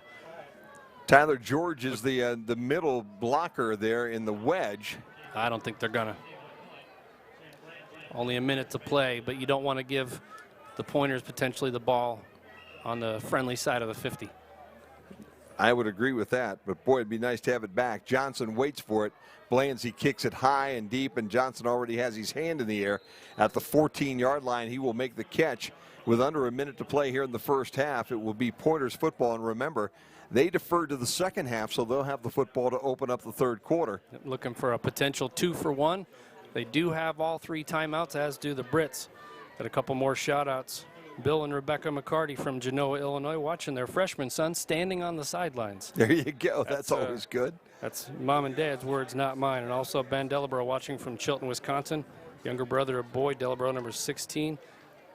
Appreciate everybody watching. Obviously, a lot of Pointers fans. There's quite a distance between Stevens Point and Albion, Michigan. So we appreciate you watching. And I'd love to hear from you. Webcast at albion.edu. Let us know where you're at right now. And we have a number of folks here. This place is packed. It's Yes, it is. The season opener, and the Britons fans have shown up as they're going to toss this ball deep to Williams. Hungs out a little bit, and they tipped away Beautiful nicely by defense, Rayshawn. Good job by Beautiful defense. Rayshawn Robinson to knock that one away. I was hopeful of an interception on that one, but good job by Robinson to tip that one away to make it 2nd down and 10. One of the many times in this first half the Pointers have floated one up, and it just seems like the ball hangs up there forever. But right there, defender did a good job not hand checking at the last minute. He kept his hands free and just timed his jump. And Williams almost had to play defense right there to keep an interception. Every time you toss that ball towards number 11, you've got an opportunity for a big play, no matter what it might be. You're right, Jim. Swigert drops. He'll throw this one a little bit too far, trying to hit Jake Dinkle, his tight end. But now, Jim, third down with the Britons with all 3 timeouts. And the Pointers, if they don't advance this play, they could have pretty good field position with at least 2, if not all 3 timeouts, and get a chance to put a few points on the board prior to the half. Well, maybe we can get back to the good old days of a couple of years ago where when you had 30 seconds, you were dangerous. Yeah, you only needed about 6 of them. When we started, the very first time we saw this Pointers team come to Albion, it was an amazing situation. Turning the handoff, and the run will get out across the 22 to the 23-yard line, and will be short of the first down by Evan Dukes. Yep, they're going to call and it I would think that the they're going to call it a first down. Oh my gosh! Well, the first down that will keep the football in the hands of the Pointers here. I thought he was just a little bit short, but nice job by Dukes to be able to get the point that he needed. And with 29 seconds to go, will they put it in the air? Swigert says yes. Here's your answer. And he completes the pass and stepping out of bounds at the 34-yard line. Again, number 84, Jake Dinkle.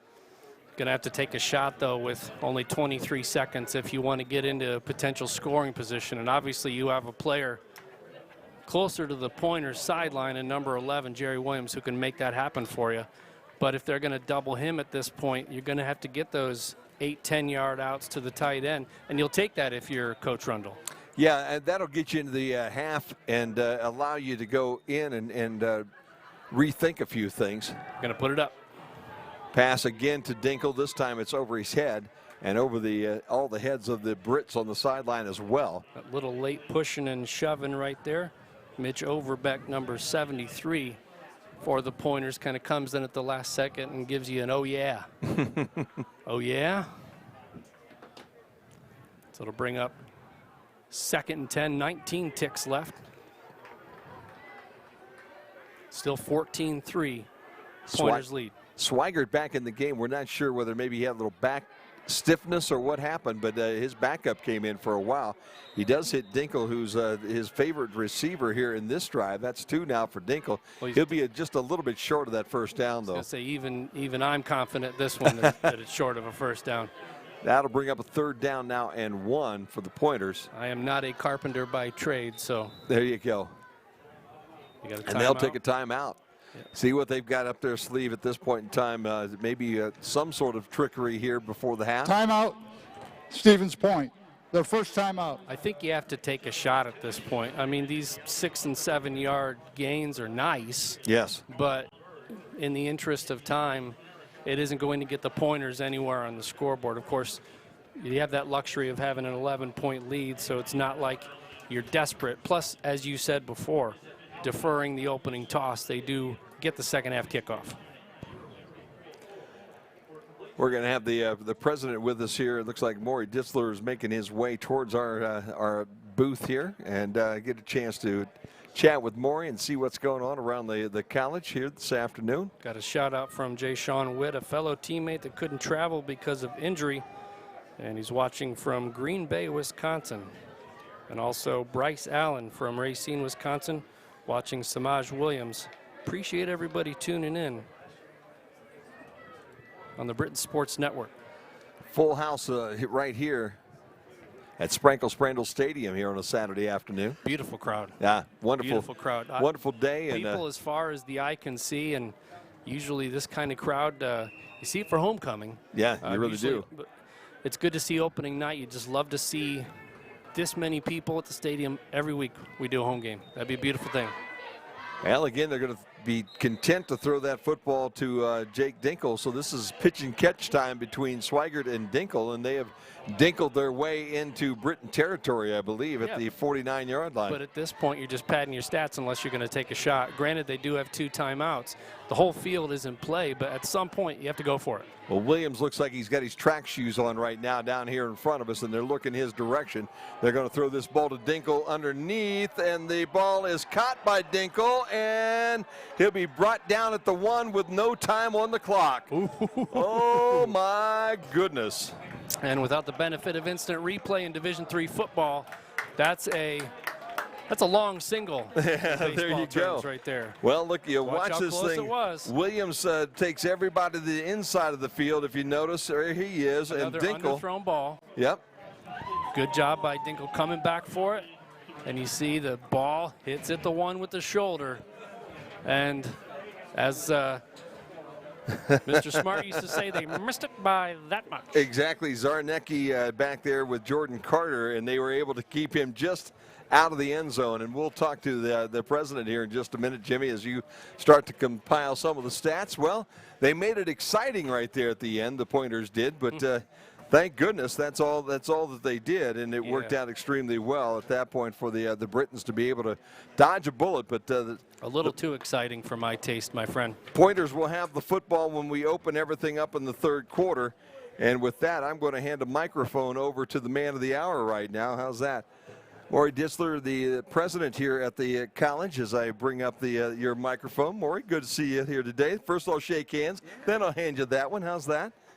Hey, I'll tell you, first of all, let's get your thoughts. You've got a huge crowd here today. It's a beautiful afternoon, and it's been a pretty decent first half of football. It has. Beautiful day, a big crowd. We can see the river. Always wonderful to look at the Kalamazoo River in the background of the stadium. And see people excited. The colorful band out there, and some good football in the first half. It has been so far, hasn't it, Todd? Talk to us a little bit about this day and what's going on at the college, because I know there are some guests around here today. This has been a good start so far to this fall quarter, and it looks like there's an awful lot of interested folks in becoming a Briton here on campus today. Yeah, it's already crowded on campus. We've got about 160, 170 more students we had at this time last year. We feel good about that. Just a super incoming class. Lots of bright young people excited to be here. The size of class that we like to see. We have about 515 to 520 freshmen, about 45 transfers. That brings us up to 1,570 students, and that's getting us to our fighting weight. That's where we're supposed to be. Maybe a little bit bigger than that, but we'll see a little more growth next year, I think. Is that what you're looking for? What's the magic number, Maury? Well, you know, we start getting full at about 1,750 or 1,800. So we were still glad to see about 100 prospective students visiting campus today. Yeah. Because we're looking for another big class. And at that point, we're not quite full, but we're getting pretty close to it. You know, those are good problems they have, though, aren't they, huh? Yeah, they are. If you can't fill it up, you're in trouble. If you're too full, you can always build another living unit. Oh man, are you giving anything away here at this point in time? If this continues, I think that's probably going to have to be something that you and the trustees sit down and at least discuss, I would bet. You know, 2 or 3 years ago, it would have seemed silly to have that conversation, but now it's somewhere in the back of our minds. We're starting to look for some places to build some new modern living units that we will do. We'll do when it makes sense. There you go. We won't rush into it, but with all the good things that are happening around town, we're a good destination. We're a destination for faculty and staff who want to come teach here, but we're a good destination for young people who want to come and spend 4 years in our town. Or talk to me a little bit, because I'll tell you what, when I talk to folks in the education profession right now, especially on your end, an awful lot of the colleges are having some struggles bringing people in. What's the secret up here in Albion? You know, it's word of mouth, right? The social media era, if you're doing a good job, people find out in a hurry. Mm-hmm. Used to be, I would say, if you were good and you suddenly became bad, it would take 10 years before people would know it. And now it takes about 10 minutes before people know it. And, you know, what we find is the friends of our students are coming here the next year. If we have 3 students from a high school one year, the next year we have 10, the next year we have 15 from that high school. Guidance counselors are paying attention too. We get guidance counselors tell us that they wish they could send all of their graduates to Albion College. Oh, wow. You know, it's such a wonderful campus. You know, we've been on a number of small college campuses, and oftentimes they don't feel like a college campus. You come to Albion and you feel like you've just taken a big university and shrunk it down into a nice, friendly little size. Well, you know, the campus needs to be inspiring for young people. It needs to say to them, you're doing something really special. Mm-hmm. This is an important time of your life, and it's not just in some old industrial buildings, or it's not online. It's a place that's been around a long time, a place that understands education, a place that values you, and a place that you feel inspired. And so the appearance isn't just to catch people's eye on an admissions day, but it gets students inspired through through the entire 4 years. When you take a look around the town, it's not only the college that's improving and changing. There's an awful lot of construction going on downtown as well. Yeah, there is, and a lot of that's graduates of this college who believe in the college and believe in the town and said, this is a good investment. That hotel looks really good, and it'll open maybe sometime in early February. Some good businesses going in, restaurants, a brew pub going in, a bookstore with coffee shop just opened up, and it doesn't seem like a big deal, but that's important for students, and it's important for things coming around in our town. Yeah, it definitely is. Some highlights that are coming here in the quarter that maybe we want to make people aware of. Any programs that you would like to brag about just a little bit right now? You know, I'm really impressed with the good work that our theater department is doing. The PA people announced that got the first theater production soon. We're doing those productions on campus, but we're also building a theater downtown. And so in a few years, people can come and see some of the productions on campus, but they also can go downtown on Superior Street next to the Bohm and see a production in the area of town where we're really focusing performing arts. And we're starting to do some planning for a new standalone music building. Wow. We've got the lead gift on that building. We picked a site. We've got some architects working on that. It'll be fun to see construction happening on a new academic building. It's going to go on Cass Street. You know, if you've looked at Cass Street, that's becoming a real nice thoroughfare to downtown. Our Leadington Center is a place that students love to study. We want to make sure they're comfortable walking downtown. So new sidewalks, new street lights, paved the street, building some houses for faculty and staff along the street. If people haven't been in town a while, they'll enjoy coming back. We've only been here, this is our third season, and the changes that we've seen are just spectacular. They really are. I wish we could take credit for putting new bricks down all over town on the streets. The state helped with that, but it's going to dress things up even a little bit more. You know, the fun part of coming here, and Jim Bellamy and myself took a little tour around the athletic complex before we got started today, and that has been finished so nicely. And we get used to it so quickly. It was just a year ago that we were still doing construction on that during the football season. The baseball and softball fields are absolute first rate. The Davis complex we're so proud of. Lacrosse, our lacrosse team has just been playing great in the last 3 or 4 years, and now they got one of the best facilities in the conference, maybe the best facility in the conference. Soccer teams, good to see the men's soccer get a 1-0 win today against a team that, according to the records, looked like they hadn't given up a goal all year. Wow. And they'll be coming home playing on this field soon. The tennis courts, I got my first good look at those. They're about half done. They're going to be world-class tennis courts. It's amazing the progress you guys are making. All right, now let's bring it back to football. Yep. Okay, before I let you go here at halftime. All right, Britt's got off to a quick start. We're up 3-0, and then since then we've seemed to stall.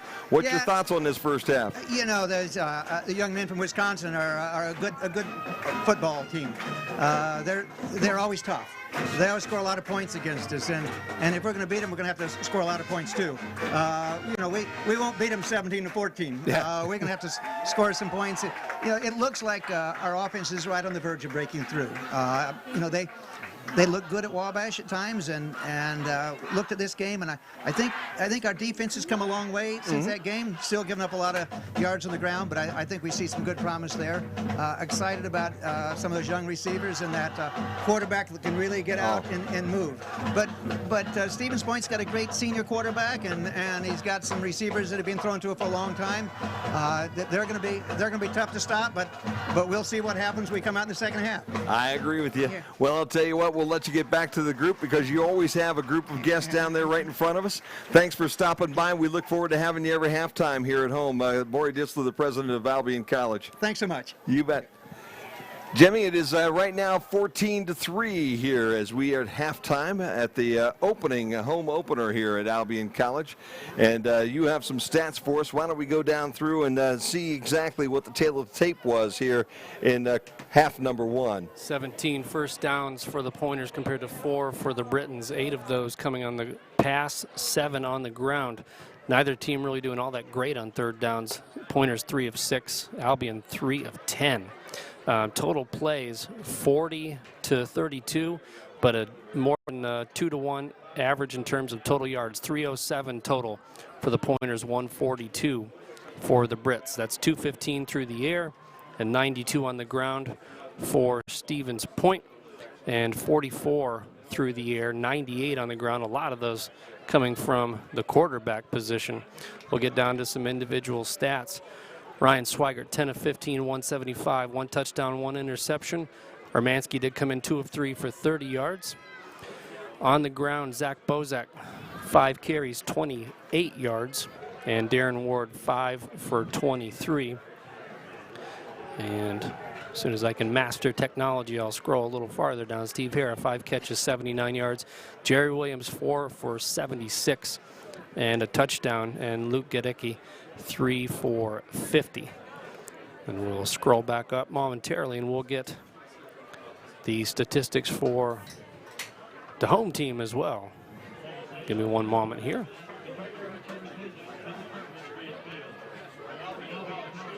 While I scroll back through and look for that, also want to do a quick read. Haven't had a chance to do those yet. For the 3rd straight year, Albion will proudly host the Big Read in October.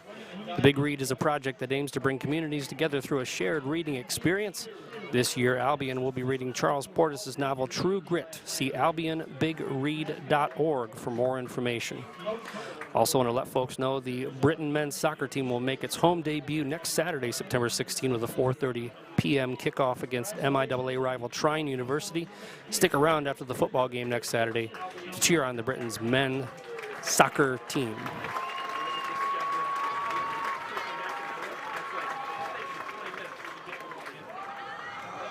Just working on getting the Britain stats here, Jim.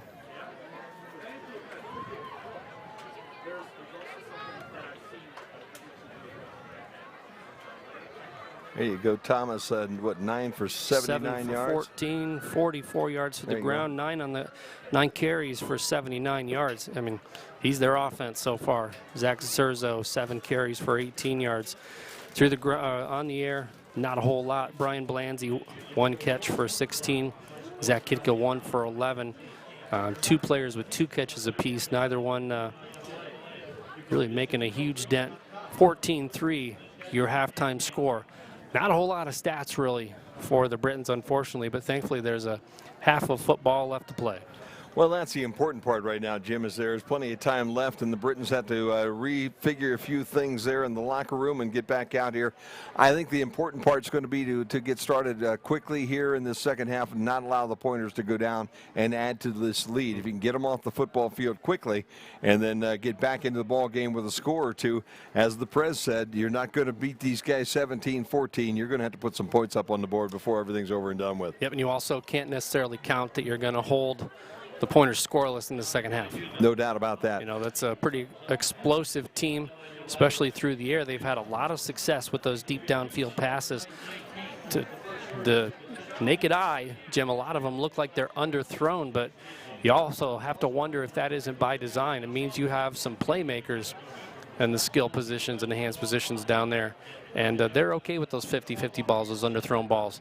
Coming back, and as the, Williams' touchdown in the back of the end zone, sometimes they just want it more.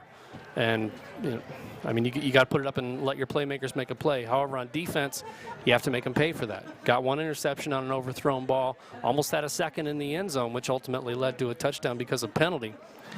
But you need to win those 50-50 battles, and you need to make them pay for what's become a staple of their offense, at least today, just throwing it up there and having a guy go for it. No doubt about that. Well, we are at halftime here at Sprankle-Sprandel Stadium, and it is 14-3. Stevens Point on top of Albion. We've got a couple of promotional videos here from the college that we're going to step away with. And Jimmy and I are going to grab a beverage, and we'll be back for the opening of the third quarter here on the Britain Sports Network.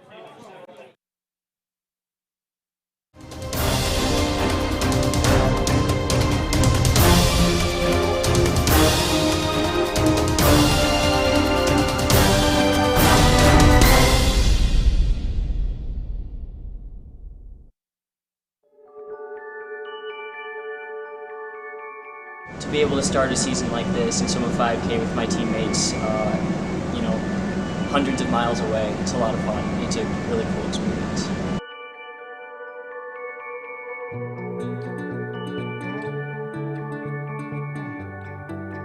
One of the things that we want to continue to do in this program, when you look back and reflect on your experience, want to make sure that it's positive. And sometimes that's in the pool, sometimes that's in a lake. And I think some of the great stories too, with great friendships that you have, especially with a group that's as close as ours, are just kind of some of the random things. It's really exciting.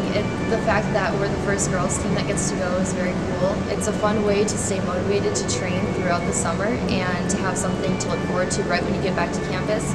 To be in the water with everyone going to this meet, it's going to be really exciting.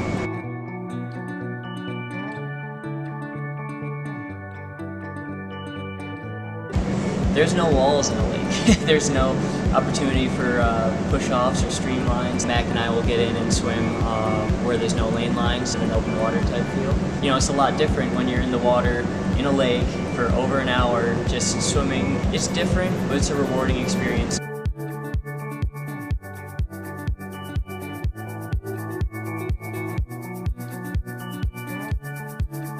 It's very different. The fact that you don't have a set course you're going on, you have to make sure you spot, or you could be swimming an extra mile off the side. It's very hard. It's just very different, the fact that you're not in a pool going straight. You're turning, you're curving, but it's definitely interesting and more fun, I think, to do that. I feel close with all my teammates, but I felt like there was always that kind of special bond, having trained and put forth all this effort before season, going into that meet, and then being there to kind of root for each other the rest of the way. And then having one of those teammates being my sister, I feel like that's a really cool experience. Having those teammates there with me really makes it worthwhile. It's really exciting to be with him. It's his senior year, and so it's very cool to have kind of this one last thing that we get to share together. I think the thing that makes this event unique is, you've got to qualify for it. Kyle and Mac and Sebastian Tostado had just a great experience out there. It brought them together early in the year. Even in the preseason, the three of them got together and trained and worked hard and were focused on it. The experience that those guys had really generated a lot of interest for a lot of the other people on the team to want to go to this meet. The seasons are long, but you only have so many of them. Getting a little sentimental going into my senior year, but definitely it's a unique experience and one that you don't get to do over the course of a normal season. And I think that's exciting to me. I think it's a testament to the experience that the three guys that we sent out last year had, as well as the commitment to the distance program that we have here at the college. It's a cool stage to swim on. To go in with a positive attitude and just get excited to try to represent my team well and have fun. There will be more competition D3-wise, but definitely the expectation is to still be at the top, Mac and I both, and our teammates as well. The development of the program is ongoing and constant.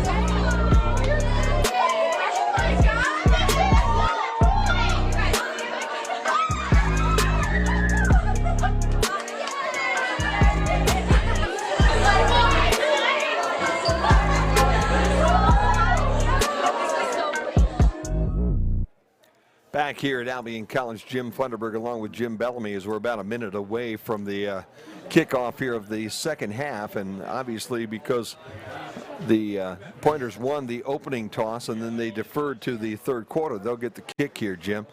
And again, I can't think that we can stress it enough. It's imperative right now that defense from Albion comes out here and stops Wisconsin's Stevens Point, or somehow comes up with a turnover and maybe turns the momentum of this football game. Well, what you'd like to see right away from the defense is if they're going to try to run the ball and dominate the clock, they being the Pointers in the second half, especially on this first drive, try to impose their will with their big O lineman. The defensive line for the Britons is going to have to do its job and stop that run and not allow them to put a long drive together to start the half.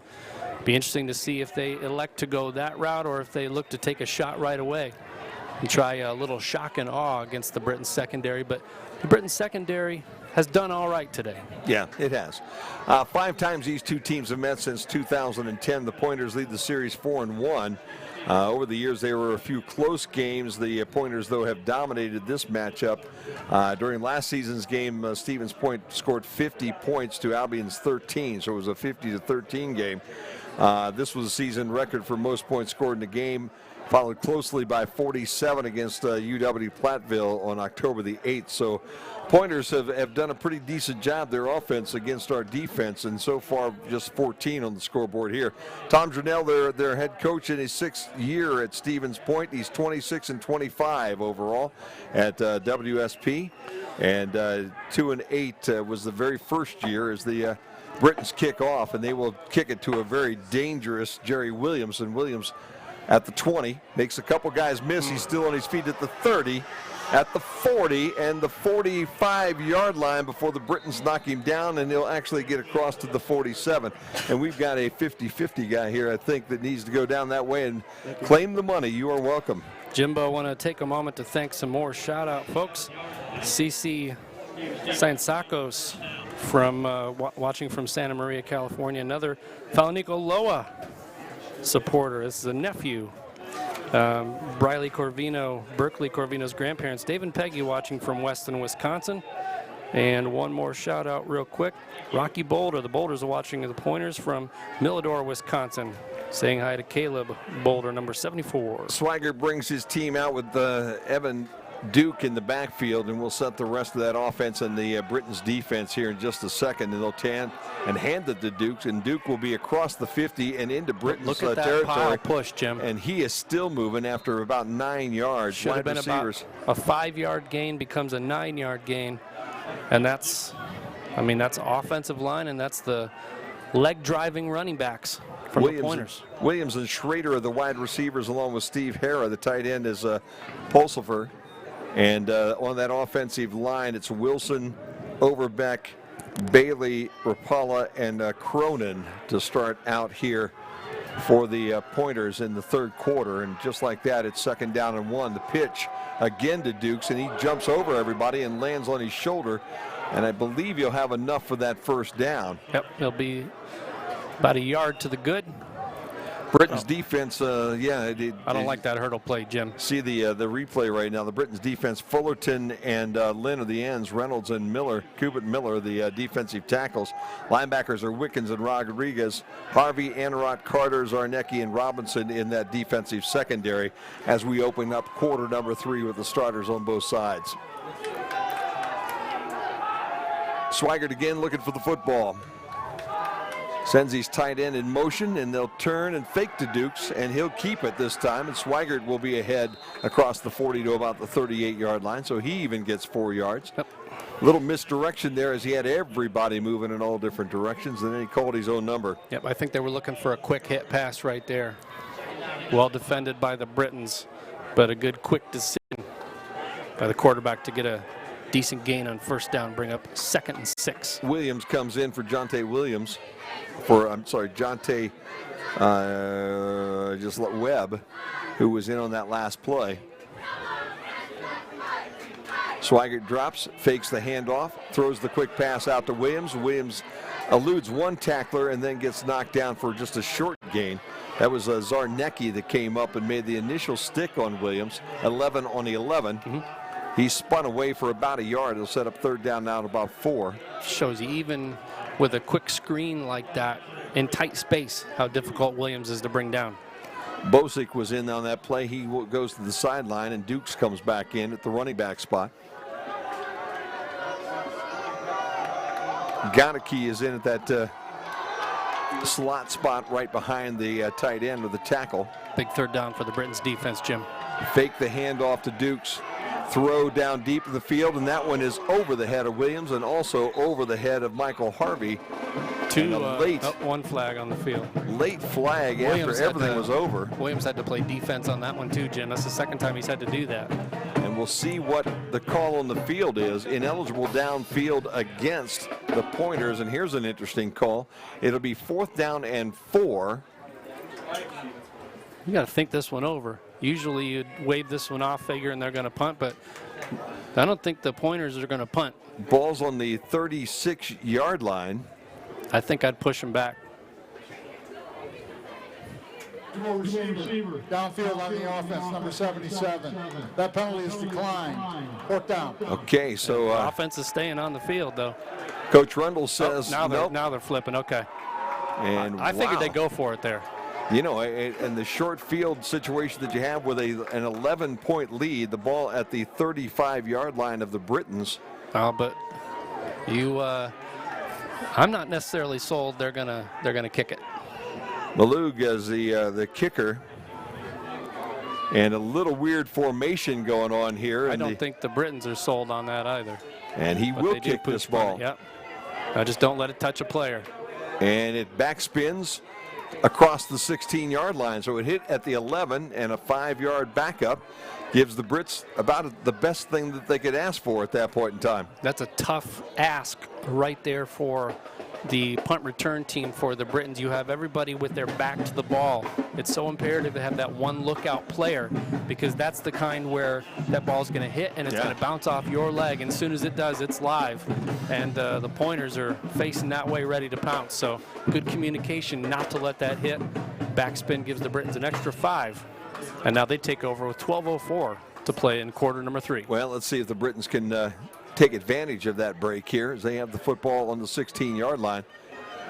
Thomas will fake, and he'll throw that up the sideline and behind the intended receiver, Marlon Moore. They said Moore, also you see the official without the hat there. Moore stepped out of bounds right there, so even if he had touched that one, that would have been a penalty against the Britons. Moore covered by Blake Lehman on that sideline, really was not open. Britt's going to have to get something going here as that offense is just kind of sputtered at that field goal early on after they took that 3-0 lead early in this football game. Thomas being flushed out of the pocket. Yep, and he's going to go down back around the 1-yard line. I think he got out of the end zone. Barely. But he's dropped down there at about the 1. As you can see the replay here on the Ryan Strick, I believe 24 was the guy that got bounced. No, that was a he was in there, but he didn't make the tackle. Caused him to change. Well, did his job though. Caused him to change direction and forced him to stay in the middle where the 2 rushers had him. Now it's 3rd and a country mile. Couldn't catch the number, but it's 3rd down now and 25, and the Brits line up with the quarterback in the end zone. Fake the handoff to Zervo. Thomas going to keep it. He'll be out across the 11 to about the 14-yard line, so it gets close to the original line of scrimmage. But the Britons are going to have to kick this away. And we do have another flag on the field right now, so we'll have to see what this one's all about. If you're a Brit fan, obviously you're hoping for a face mask or something. Or even a defensive holding. But unfortunately, it looks like they're heading over towards, let's see. Unsportsmanlike? Sideline interference. Against the Wisconsin coach, running into an official, 15 yards. Oh, there you go. Happy birthday, as they say here in Michigan. Unwrapped that present quickly. Holy mackerel. Said thank you and moved on. You know, the sideline encroachment normally is just a warning to start with, but if you bump Make into contact, the official, yes, sir. Whole different matter. And 1st down now, and that's the break maybe the Britons were looking for. Thomas throwing this one deep. Moore kind of had to turn around on that ball if it was thrown out in front of him. That one was 6. Had a couple steps on the defender right there, but just a little bit of a missed connection. That ball just wasn't thrown where it needed to be. If that's out in front of Marlon Moore, he's still running right now. Well, by now he would have been in the end zone. Yeah, you're exactly right. I would still be running right now. No, I'd be on the No, on the you would have been ground by tackled. You would have pulled a hammy trying to run that route. now. Second down and 10, wouldn't even gotten close. So would have I. Don't forget that. Handoff delay to Zervo. He breaks through one tackle. Can he get any farther? Got a couple. Then he was dropped on the corner. Going to give that tackle to Berkeley Corvino. Also, Marty Hickey, the fourth. Number 8 in there on the stop. Pickup of a couple sets up a third down now and 6 for the Britons, and they need to keep this drive alive. Here comes the blitz from the corner. Thomas going to get outside of it. Can he get outside of everybody? No, he's going to stop and throw. And this one knocked away nicely. The intended receiver was Moore, and it was Blake Lehman who stepped in front of that football and knocked it away at the last second. And with that, the fourth down situation facing the Britons here again. Have to take your hat off to the Pointers secondary right there. That was a long time to ask your defensive backs to stay in coverage. But unfortunately for the Britons, the receivers were not able to get open on their patterns. Thomas not able to get around the corner either as they kept him contained. And Lehman will drop back here to receive this kick. It'll be kicked away from him. Hit at the 30, inside the 20, and takes a Briton roll and out of bounds down around the 11, maybe the 12-yard line. And you see a very disgruntled punter right there for the Britons ran Blanzy. over. Blanzy got bumped, and he's looking for the flag but didn't get the handkerchief. Usually when you kick and then the guy hits you and runs you over, they tend to call at least a running into the kicker, but they already got one gift. And we'll take a look at the run here. But there's no question he was hit, but wasn't enough to draw the flag. So you appreciate the punt, and they definitely switched field position. Is now 10-14 to play third quarter. Still 14 3-pointers, but now they have the ball starting at about their 12-yard line, 13-yard line. Britons could really use a turnover down here to get a little momentum going in the third quarter. Swigert again calling out the signals. He'll turn and hand off to Bosick this time, and Zach Bosick again finds a little running room, but the Britons do a decent job of keeping him to only a couple. And they're starting to see that you can't go arm tackle high.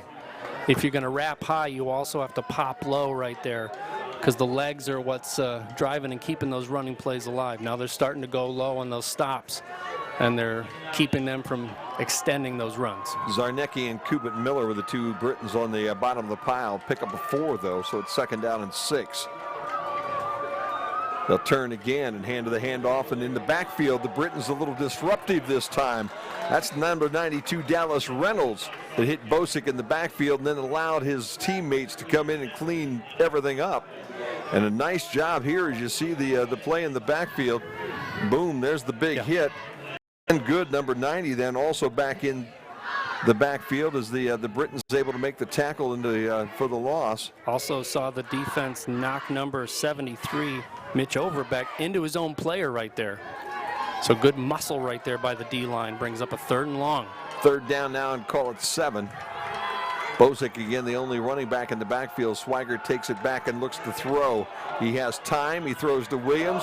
Williams gets submarine, but he had just what he needed for the first down. Let's see whether they're going to call him forward progress. Will be just enough as the senior gets out for just the yardage that he needs at the 25-yard line, and then they lay him down on his head, and they're going to actually mark him at the 23. So really a favorable spot for Albion there, as he actually caught that football at about the 25. Either way, it's enough for a first down, and either way, Williams back up on his feet and ready to play another down. You hold your breath when you see plays like that, though, Jim. 8:24 to go here, third quarter.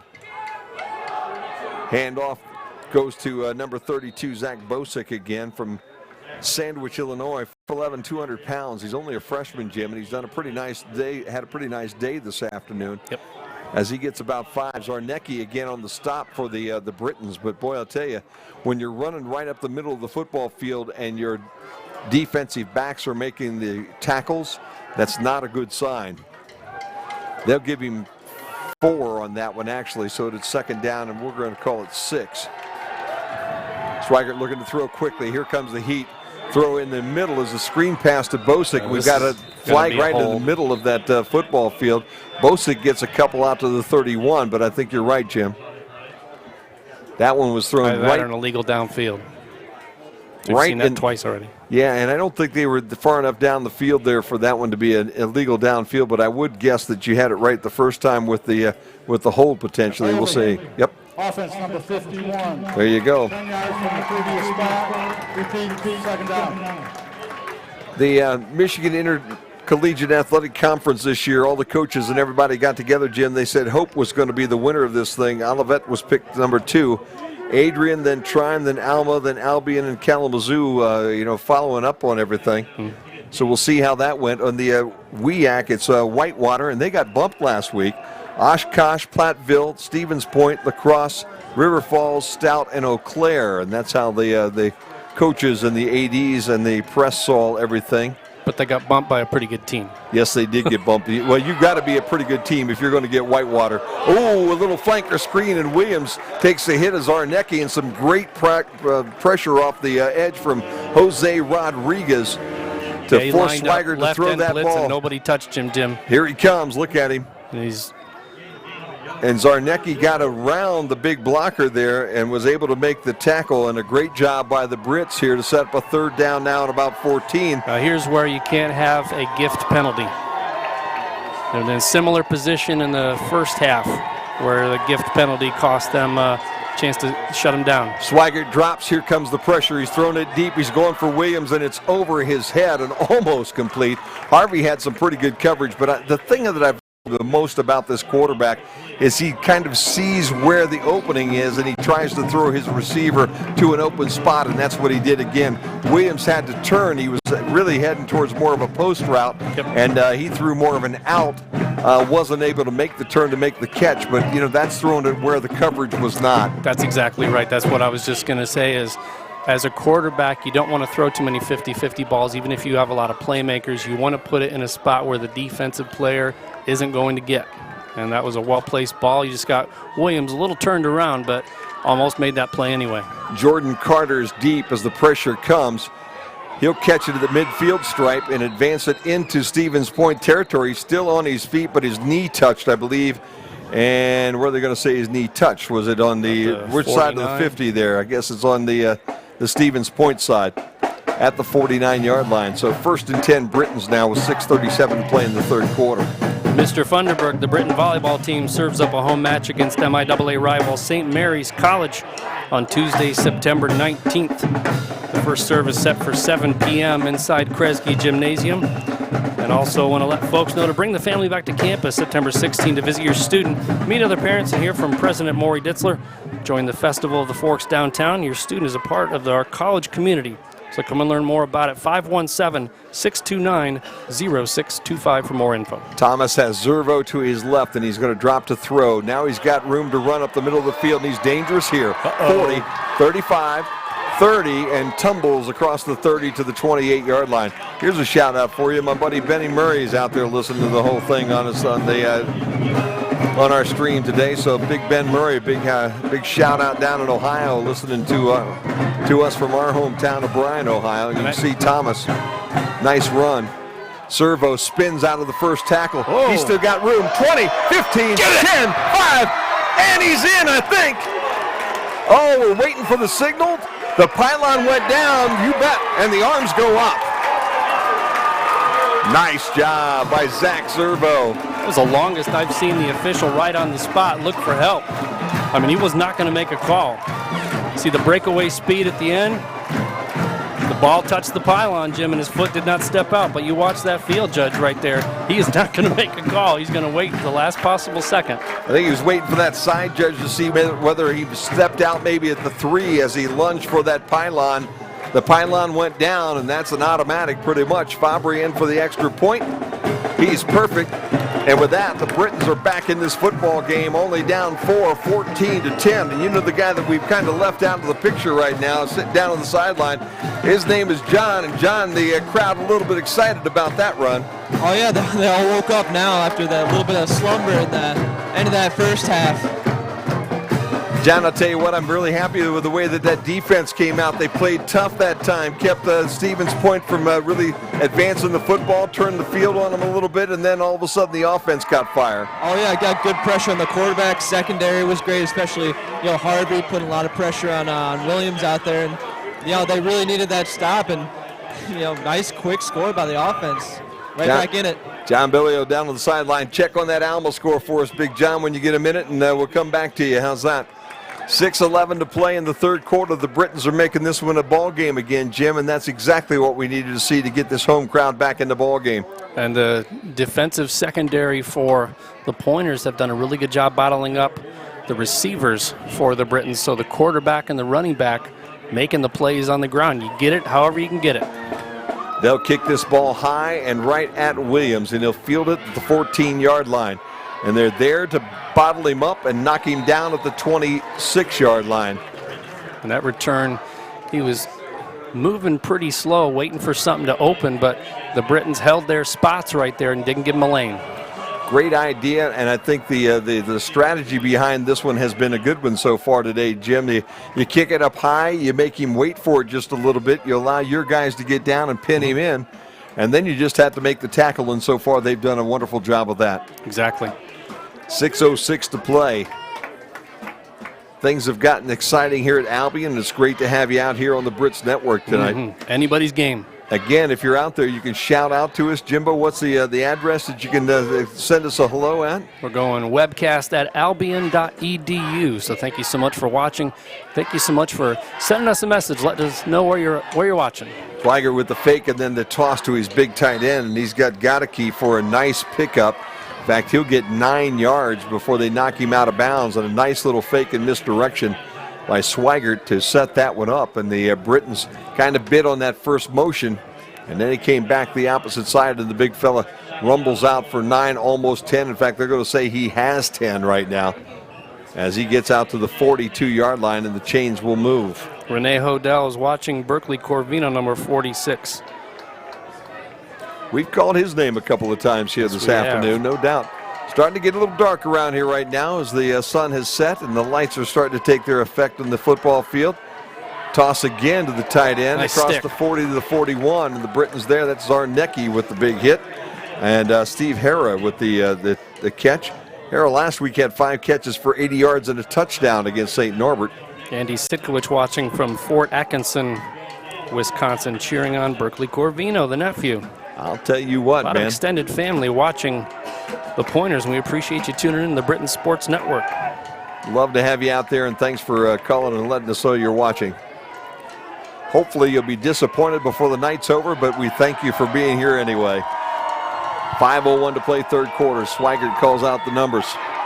Throws it again into the flats, and he's got his man again, and he's really likes to kind of look at one guy. It kind of seems like that's his way of doing business. Steve Hara again with the catch, as he did to end that first half with Jake Dinkle, which almost ended up in a touchdown. Now he's locking into the one guy, and this time underneath to Hara. And this is where you can go those little 6-7 yard routes, because you can just keep that drive alive and push it down towards the red zone. Britain's going to have to defend all aspects now. Triples to the top right now. They'll turn, they'll hand the football off, and they'll run. Darren Ward, and Ward has a lot more than what I thought he was going to get when he started, is he'll end up with 8 yards as he brings that football down into the Britain's territory at the 42. Offensive line definitely doing its job, but the runners for the Pointers very elusive. 2nd and 2. You can run, you can throw. They'll turn and they'll hand off. And again, it's Ward. And Ward is going to be trapped at the line of scrimmage. He might lose about a half a yard. That is Nick Davenport and also Zarnecki again. Yep. Tackle went a little high right there. I was hoping that wasn't a face mask. Must have got the front of the jersey. When Patrick came in last year as a freshman, we kind of expected maybe that he was going to follow in his big brother's footsteps and tote that football. He ends up on the other side of the line of scrimmage. A 10-minute time of possession edge for the Pointers, Jim. 3rd down and 3. Big 3rd down for the Britons. They need some push up front. Pitch. And Nothing. a good job by the Britons to stonewall. That was a big stop right there. It's going to Again, force a punt. Zarnecki out there on one of the first hits, along with 46, Nick Davenport. Jose Rodriguez also, and the loss is about 1, and this will set up a 4th down and 4 as the Brits seem to have a little momentum going here as we're finishing out this 3rd quarter. Still 250 and counting, 14 10-pointers, but the Britons have the last touchdown on the board. Malug again, the punter, 37, stands at his 42-yard line, a high snap, and he's going to kick this one to Carter, who will fair catch it immediately at the 14-yard line. Good sure-handed catch right there. You know, Coach Craig Rundle there for the Britons right now is in his 21st year, and he has just absolutely been one of the best, the most winning coach of the history here of this Britons program. Led him to the D3 playoffs 5 different times. He's got a 173, 132, and 1 record in his career, 21 years to be exact here with the Britons. 21 first downs to 7. Advantage Stevens Point, so we need to put a good long drive together. Handoff goes to Zervo again, and this time he's going to be tripped up in the backfield. You know, the Britons have since we've been around here, have liked those smaller running backs, Jim. Yep. You know, and you take a look at the guys they put out there. Zervo at 5'8" and 180 pounds. Poor's 5'8", $160. They just like the smaller guys. Brendan Zuver 5'9", 181. So when you look at these guys, they like the quick guys with the good solid pins underneath of them that can take on a tackle and break it. Here goes Thomas. He's got open territory up the sideline. I love it. 40-yard line, and he's spun down at the 43. And the best part of that, Jim, is I don't see any yellow laundry on the field back by the offensive line. So this is the dimension that makes it so scary to defend. Again, the DB's doing their job. But Williams takes the ball, and all of a sudden he's up the right side past the 40 for a first down. And you saw a nice block by Marlon Moore out there that got him that extra 5 yards or so. Pointers showing blitz, and they're offsides. Free play. Ball is caught by Brian Blanzy, and Blanzy takes it to the midfield stripe. Yep, that's the best thing to happen right there, because even if he gets tackled and he fumbles, they just take the 5-yard penalty and keep the ball. They'll take the play, I'm sure, instead, because that gets them 7. It'll set up a 2nd down and short. That's a good call right there. I'd rather have a 2nd and 3 near midfield. Side. Defense number 24. 5 yards from the previous spot. First down. Oh, They must have called it. Yeah, they must have called the penalty and probably stopped the play, actually, is what happened. It went on anyway. 24 is Ryan Strick. Yeah, maybe not. 6', 200-pound junior linebacker out of Naperville, Illinois. So, yep, 5 yards remains first down. 130 and counting, still 14-10, but the Brits with the ball on the move. So Coach Rundle decides to take the penalty in the 5. And Zach Zervo has the first down as he's into Pointer's territory at the 46. And you spoke momentarily, or a moment ago, about the smaller running backs. Right there is exactly why. You have big offensive linemen, you hide behind them when you're running, and next thing you know, you're 10, 12 yards down the field. Zuver is split out wide now, and that ball's in the middle to Blanzy, I believe, that made that catch. Brian Blanzy, the junior, just kind of nonchalantly pulled that one in out of the air down to the 30-yard line and moves the sticks. And the Brits have that high-powered, high-speed offense going right now. Kind of sleight of hand right there. It looked like there was nobody who's going to catch it. Next thing you know, he's got it. This was tossed wide open by himself for a touchdown. How did he get that open, Jimbo? I don't know, but Kyle Winchell was the young man that was there, and he was all by himself. Blown coverage right there. Safety must have checked off to a different receiver. I think he might have had a linebacker on him, but no help over the top. Good run, good throw, good drive. Well, you and know, the lead for the Britons. Whenever you bring in a new quarterback like the Britons did this year, and a freshman at that, and Kyle Thomas, it takes a little time to build some chemistry. I'd say he's got it. I like the feel of the science department around here. Oh, the snap was fumbled, and the kick will be no good. Kind of a low snap. I just hope that doesn't become a factor later in the game. 16-14 now. Albion on top by just 2. Now you wonder if you have to start chasing points. That's a tough position to be in. You know, you have to go for 2 if it gets to that point later in the game. But thankfully, with the lead, it's a first world problem to have. Best thing that could possibly happen out of this one now is to stop them again, get the ball back, and punch another touchdown in on that board and make it a 9-point lead, or even go for 2 and make it 10 again, get that one back.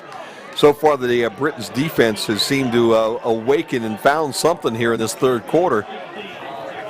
Even though they're trailing by time of possession and stats right now, the scoreboard is the only thing that counts, as they say, and it's 16-14. Britain's on top. Yep. That's a 13-0 third quarter. Williams and Ward again back deep. Let's see if they'll kick it to Williams again. Yes, they will. They'll say, okay, Mr. Williams, here it is. It's nice and high at the 9.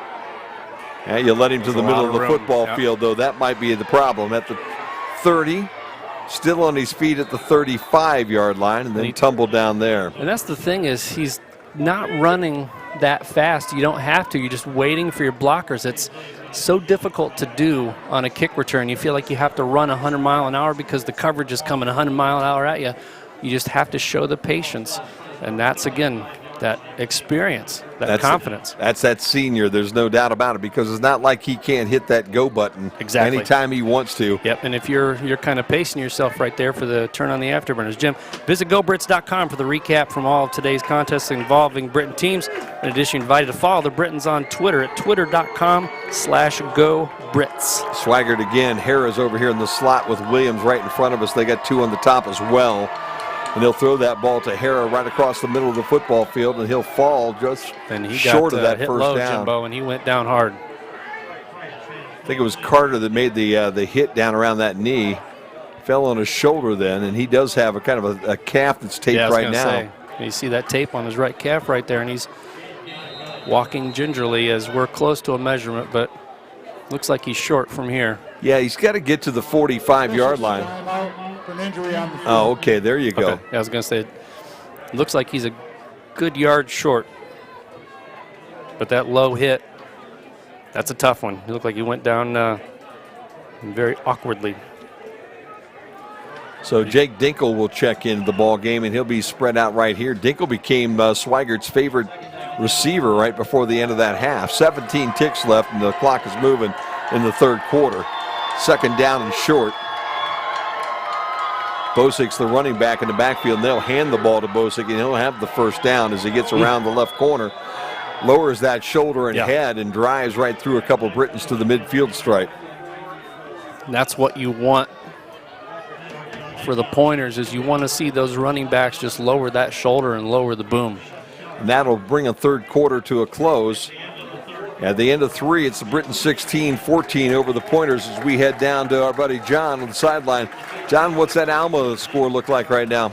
You know, a really interesting score. At halftime, Alma was up 17-12 over Manchester, but just checking the score again, Manchester's now up 16-17 in the start of the fourth quarter.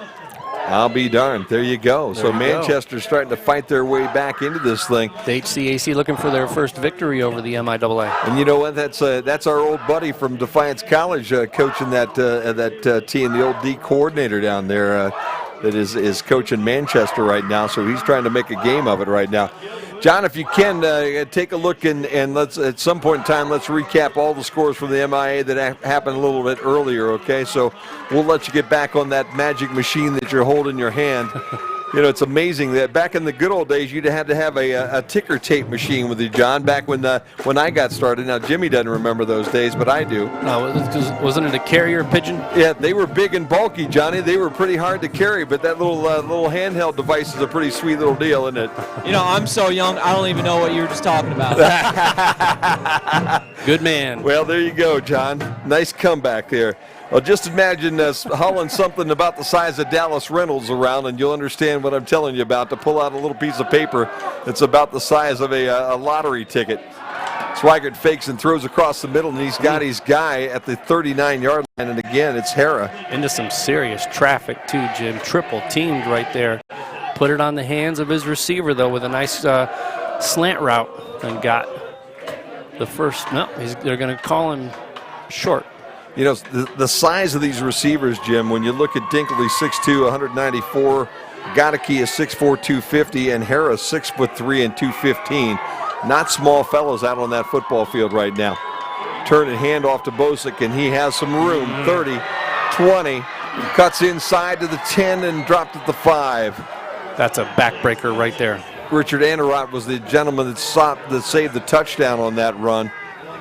But Bosick really caught the Brits defense in a bad spot, as you see the blitz being picked up right there on the replay, and Bosick took advantage of it, and before you knew it, he was past everybody.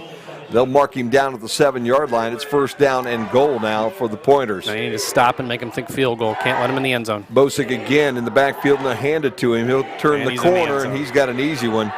Anderott gave him a pop down there in the end zone, but Bosick with just absolutely nothing but easy running down there along the goal line. And if you were Coach Rundle, the defensive coordinator, I'm sure he's not overly happy with the way that his team played those last 2 runs.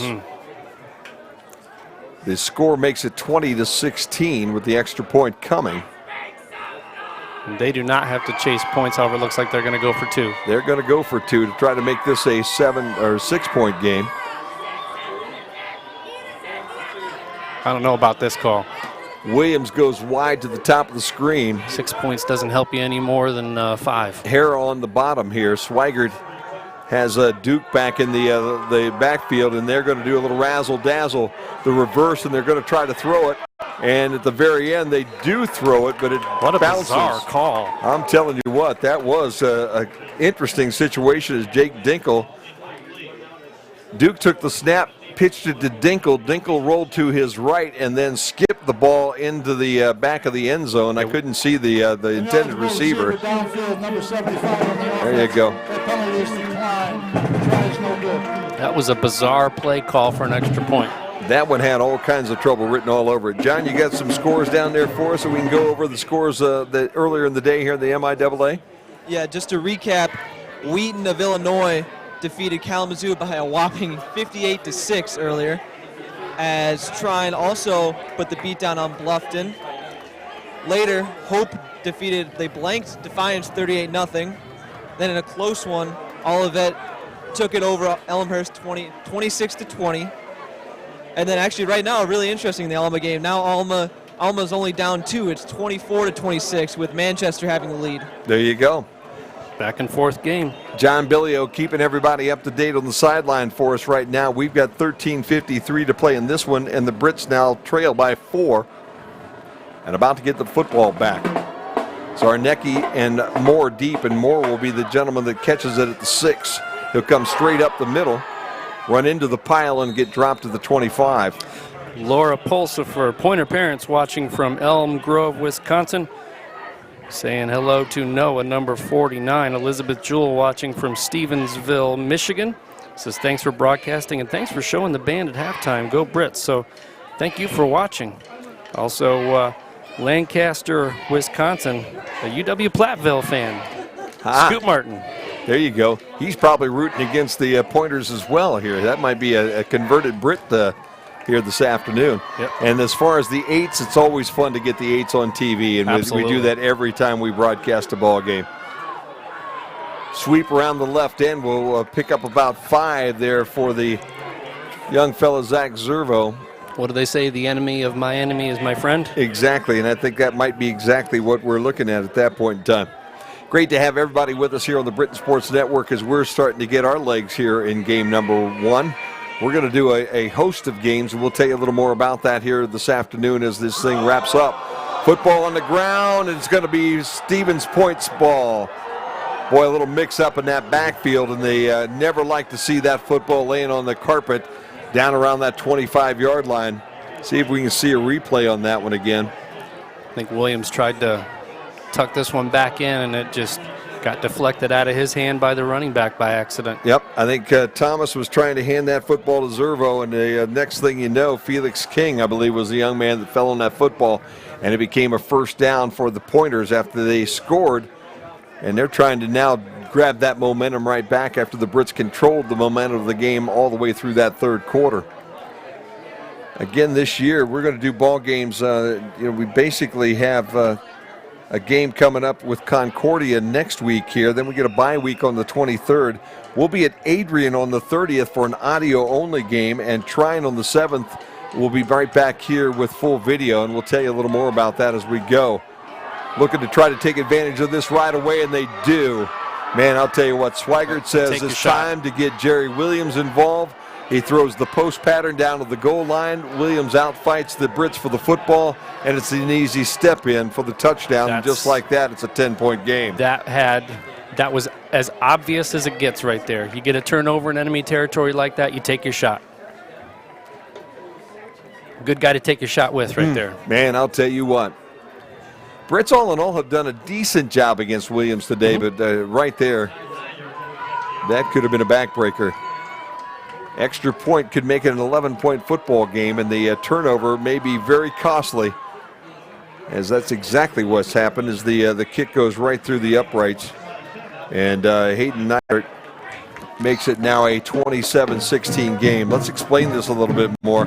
We'll be back here next week for a live full video game with Concordia at 1 o'clock. The 23rd we'll take the week off, along with the Brits, and then on the 30th we will be at Adrian. We'll not do a full video game in Adrian. It's a 5 o'clock game, but we'll do an audio-only game in Adrian. On the 7th of October, we're back here with Trine. It's a 1 o'clock game. On the 14th, we'll be at Olivet for an audio-only game at 1 o'clock. On the 21st, Alma will come to town. It's a 1 o'clock game.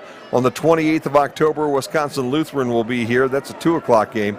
On the 4th of November, we will travel to Hope. It's a 1 o'clock kickoff. We'll bring you audio only from Hope. And then we'll end the season on the 11th day of November here with Kalamazoo. All home games will be full video. All road games will be audio only, as this kick will go back to Arnecki, who will field it at the 9-yard line. Oh, that's got to bring tackle right that there. Should bring a flag, I would think, as that was just basically Maybe a Sadie got a clothesline shoulder. tackle. Yeah. It sure looked like Zarnecki goes down at about the 26-yard line after his head kind of snapped back, but maybe that arm caught right around that shoulder pad level and just caused that head to snap back, as the officials right there on the play allowed it to go, and it's first down and 10, Brits at the 27. Justice from Stevens Point. Shout out to Coy Coffee and Trevor Glasgow. Thank you for watching today's broadcast. Also, Grandma Gadecki of Luke Gadecki, number 89 from Howard's Grove, sending a message in. Thank you so much for tuning in. Thomas, this time the exchange was a good one, and Zervo gets ahead for about 6 yards, almost 7 on that first down carry. Ashley Hodell watching from Sioux Falls, South Dakota, rooting for Berkeley Corvino. Watching from her school. Second, we'll call it 3 here, as they'll give him 7. Change running backs in that backfield, and it's Freeman with the football, and he'll have enough for the first down as he carries some pointers across the 40. Love to see those legs moving. 6 yards, almost 7 for Freeman on that carry. Sticks will move. The Britons will get right back to the line of scrimmage. They trail by 11, and they need to get down that field and score as darkness starts to fall here in Albion. Thomas going to throw this one deep, and just a little bit underthrown there for Marlon Moore. Nicole Vieira watching from Mesa, Arizona. Thank you so much. Diane Solchwich watching Sam Solchwich, number 52. Shout out from his mom, Grandma Lindsay, and Eric in Westmont, Illinois. That stops the clock with 12:16 to play in this football game, and the Britons with a second down and 10. Thomas fakes. He'll call his own number around that left end.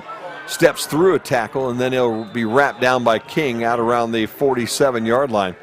It'll set up a workable third down as he gets about 5 yards on that second down carry. Wassel, the Wassel family, Wally and Jane, parents of Steve from Grand Haven watching. Steve Wassel was the young fella. He's the quarterback coach here still at the Britons with the Britons, who was the passer until Dominic Bona came along, and then he coached Dom to break all these records here. And we've got Laundry in the backfield. It's going to be a holding call against the Brits, but the incompleted pass is probably going to set up a 4th down situation. Yeah, I'd definitely decline that one. Christine Brenner, Brit freshman Dylan DeJong's favorite aunt and uncle watching from Lake Avalon. I don't know if I'm his other aunt and uncle. I don't know how I'd feel about that. Well, maybe it's been discussed at Thanksgiving dinner, and maybe they legitimately own the honors this year, Jim. You never can tell. Yeah. Hey, I don't put me in the middle of it. I'm just reading what you write. Or maybe it's like around the Funderburg household, and there's only one aunt and uncle there on that side of the family, so you can be the favorite aunt or uncle at that point in time. Wow, they took that penalty. They're going to make it 3rd down and 14. Surprised that the Pointers did that, but they're going to play field position right now. Let's see if the Britons can make them pay. Thomas drops. He has time. Throws the ball. It's complete. And because of the second effort, it's going to be close out around that midfield stripe for Brian Blanzy. But a yard short. 4th down and short, and with 11-point deficit, you're going after it, buddy. I don't think you take the offense off the field at this point in time. No, you're running out of time. 4th down and 1 for the Britons, 11-13 to play. But again, it had been 4th down, and you'd been kicking the ball away without that call. And a timeout on the Stevens Point sideline. And I'll tell you what, I got to believe that Coach Jurnell, if he loses this ball game tonight, is going to wonder about that decision, and we'll have to talk about that to himself a little bit. Obviously, he's hoping his defense is going to pull him out of the fire right now, but boy, that one was an interesting one. I don't know whether, John, do you have any more updates on that Alma game for us at this point in time? I noticed you looking down at your hands, whether you're looking at that or whether you're texting your girlfriend now on the sideline. I'm not really sure. I did get a few texts, but I'm not looking at that right now. Okay, no problem. The score. John, a pretty popular guy, the lacrosse team, member of the lacrosse team here at Albion, and you heard Maury Ditzler talk about the success. John, while we got a minute, tell me a little bit about this lacrosse team for Albion this year. Is it going to be as solid as what it has been?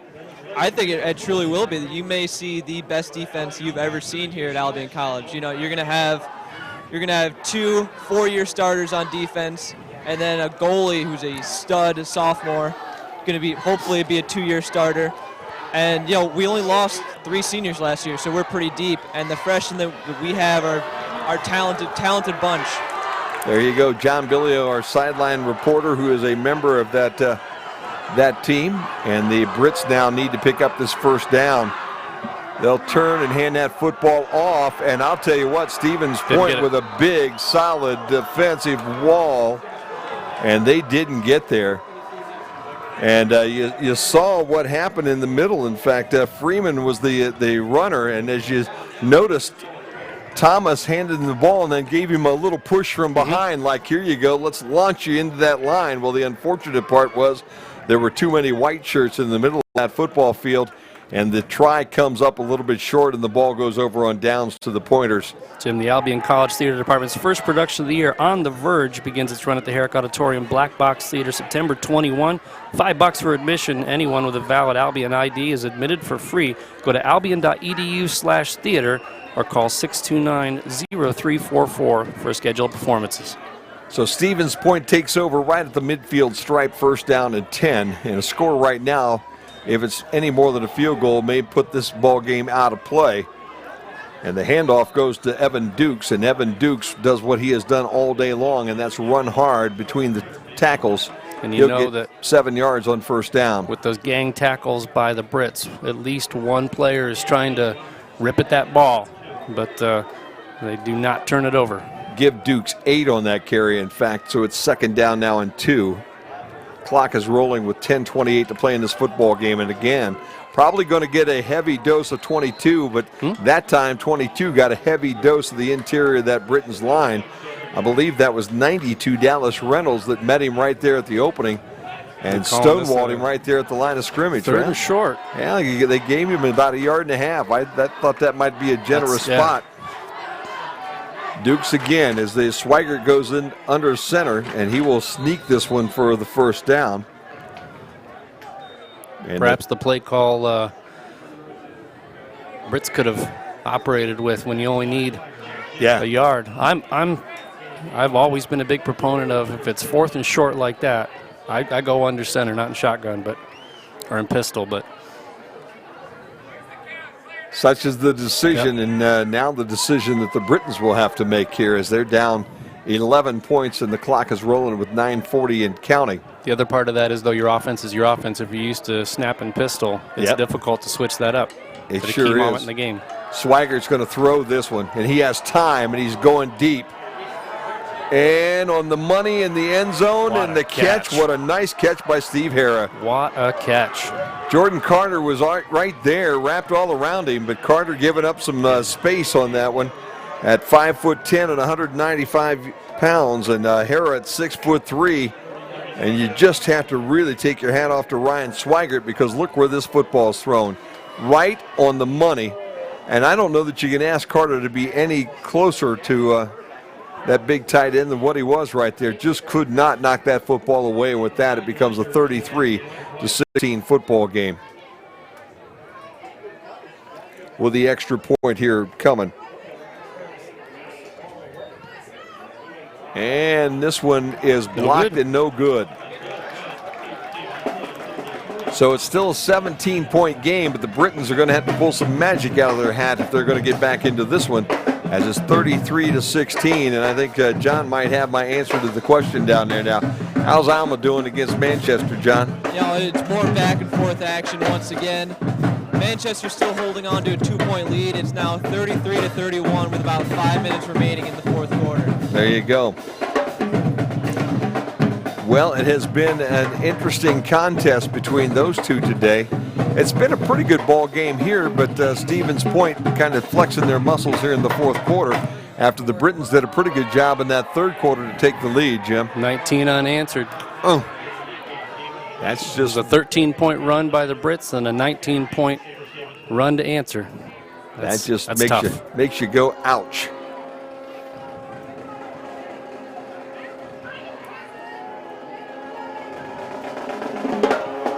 Kick will go to, there you go, Zarnecki.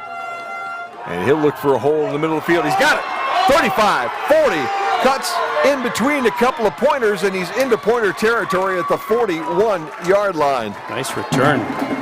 And again, you want to talk about that patience. That's the secret to a great return. Yep. As Zarnecki did exactly that as you take a look at the replay here. Not a lot of air under that kick. 20 yards between him and the first special teamer downfield. And the punter just does his job right there, just getting in the way. Nice job by Zarnecki to set the Brits up in good field position. Let's see if they can take advantage of it now. Thomas barking out the signals. Turns and hands the football off to Freeman. Freeman had some room and then get tripped up at the 35-yard line. Shoot top tackle right there. Stopped what could have been a much bigger gain, Jimbo, and that was number 93, Tanner Beeman, diving to get that stop. 5 yards on that first down play, and the Britons have a 2nd and 5. 8:53 and counting. They're going to have to score quickly and then have a defensive stop. Again, another run, and Freeman again proves to be very hard to pull down as the whistles blow and he falls down at around the 27-yard line, but they're going to mark him at about the 29. Tim and Pauline Swarat from Citrus Heights, California. Thank you for watching. Also, that's a duplicate message there. Just so the announcers know, if Dylan DeYoung gets in the game, that's how you pronounce his last name, and it says, and yes, he has lots of other aunts and uncles. There you go. Thomas being flushed out of the pocket, and he'll just throw this one away in a wise move. Yep. By the freshman Kyle Thomas. Lived to fight another down right there. Shout out from Brookfield, Wisconsin, to Zach D'Amico, mom and dad watching. Thank you so much for tuning in. Matt Wanzi from Stevens Point watching his fellow players, and I'm not going to read the rest of that because he's talking a little smack right there. There you go. How dare you, sir? How dare you? Freeman again, the running back, the senior, to the right of Thomas. Pointers show blitz, and then they pull out of it. And the quick slant is completed down to close to the 21-yard line. Justin watching from Stevens Point. Thank you so much for tuning in. Kat Thornton, shout out to number 33, Hunter Thornton from Clinton, Indiana. I think we already got hers, but thank you for reaching out again. Also, Brad from Rapids. Shout out to Mitch Overbeck and Trevor Glasgow. Kitka comes back in, and also Koski for the Britons. 3rd down and 3 now for the Britons. Thomas fakes, and now he throws, and he's got his man. What Did he a catch the catch. ball? Oh. No. Boy, I'll tell you Ball what. came out, yep. Boy, That was a nice throw. Some decent defense back there as well by Julian Givens as you watch this one again. It's about as good as it gets right there. Great play on the ball by both players. Marlon Moore was the intended receiver. That ball's right on the numbers, and Givens at the very end able to strip that ball away. That's kind of what you hoped had happened for us on the other end with Carter in that last series. Going to go for the field goal here to make it a 2-possession game. This is not a gimme, though. It's about a 39-yarder. Fabry from straight on. Larry Dukes from Pewaukee, Wisconsin, rooting on his nephew. Good snap, good kick, plenty of distance. It's and good. it's right between the uprights. So Andrew Fabre knocks that one home. And the Britons have cut the lead down to 14 at 33-19. And I guess now, Jimmy, you start to ask questions like, is it time to maybe onside kick? You know, do you just kick it deep like you have been and hope that your defense stops and then wait for the onside kick the next time around? Sometimes, you know, in a situation like this, the team's not always looking for the onside kick because they're expecting you down 2 touchdowns. They're thinking you're going to do it the next time. Yeah, wait for one more series, and maybe you can surprise them. But my gut tells me we're going to do exactly what we just talked about, and that's kick it deep, hope to pin Williams back down deep, maybe hope for a turnover, and get the opportunity to cut this down to a 1-score contest. Well, just like last year with Wabash, that became an overtime game and a great afternoon. But yeah, look at this. Stevens Point says, no, they just might onside kick this thing. So let's put 10 guys up, send 1 guy back. That's Ward deep, and see where this ball is going to go. And the Brits going to kick this bad boy back to Ward and say, here you go, buddy. Scoop this one up at the 5-yard line, up the sideline to the 20, and knock down right there. Amazed they didn't try to kind of squib kick that one. Pooch it kind of in between, just to see if you can get a good bounce and then, you know. And outrace everybody to the ball. Heck yeah. Well, it's interesting, but the Pointers will have the football. 1st down and 10 at their 21-yard line is where they mark it down. 7:34 to go in the contest. Let everybody know to go to GoBrits.com to get all the information on today's games as well as all the other fall sports going on at Albion College. Again, thank you so much for watching wherever you are around the country and around the world. No matter what happens, this has been a pretty good football game this afternoon by 2 football teams. Swigert turns, had some heat, but he got the ball out, and he completes that pass to Luke Godeke for the 1st down. Or will he be just a little bit short? Looks like they're going to mark him. Boy, to me it looked like Godeke had enough down on that corner. And we just have to see where they marked him. He has been a handful all afternoon long, I'll tell you what. Well, now there's no question. There we go. So Anarot with the face mask hook there. And that all of a sudden puts the ball near midfield, Jim. That really. 47-yard line. That one really hurts. Now you can't let him get another 1st down. And Clock time does become a factor. At 7:26, Albion with all 3 timeouts. Stevens Point has used 1 of theirs. Swigert again in that pistol look. And he will fake the handoff and it'll go for Williams. And boy, I'll tell you what, if that one was on the numbers, Williams is all the way to the house because he split a couple of defensive backs. Brits weren't looking for that throw. No. They crossed him up, and boy, that one just was thrown a little too high. He had a lane that was Yeah. free of purple jerseys. No doubt. So, missed thrown ball right there is the only thing that kept 6 off the board. And enough speed to take that one to the house without anybody knowing he was there. Swigert again in the pistol look.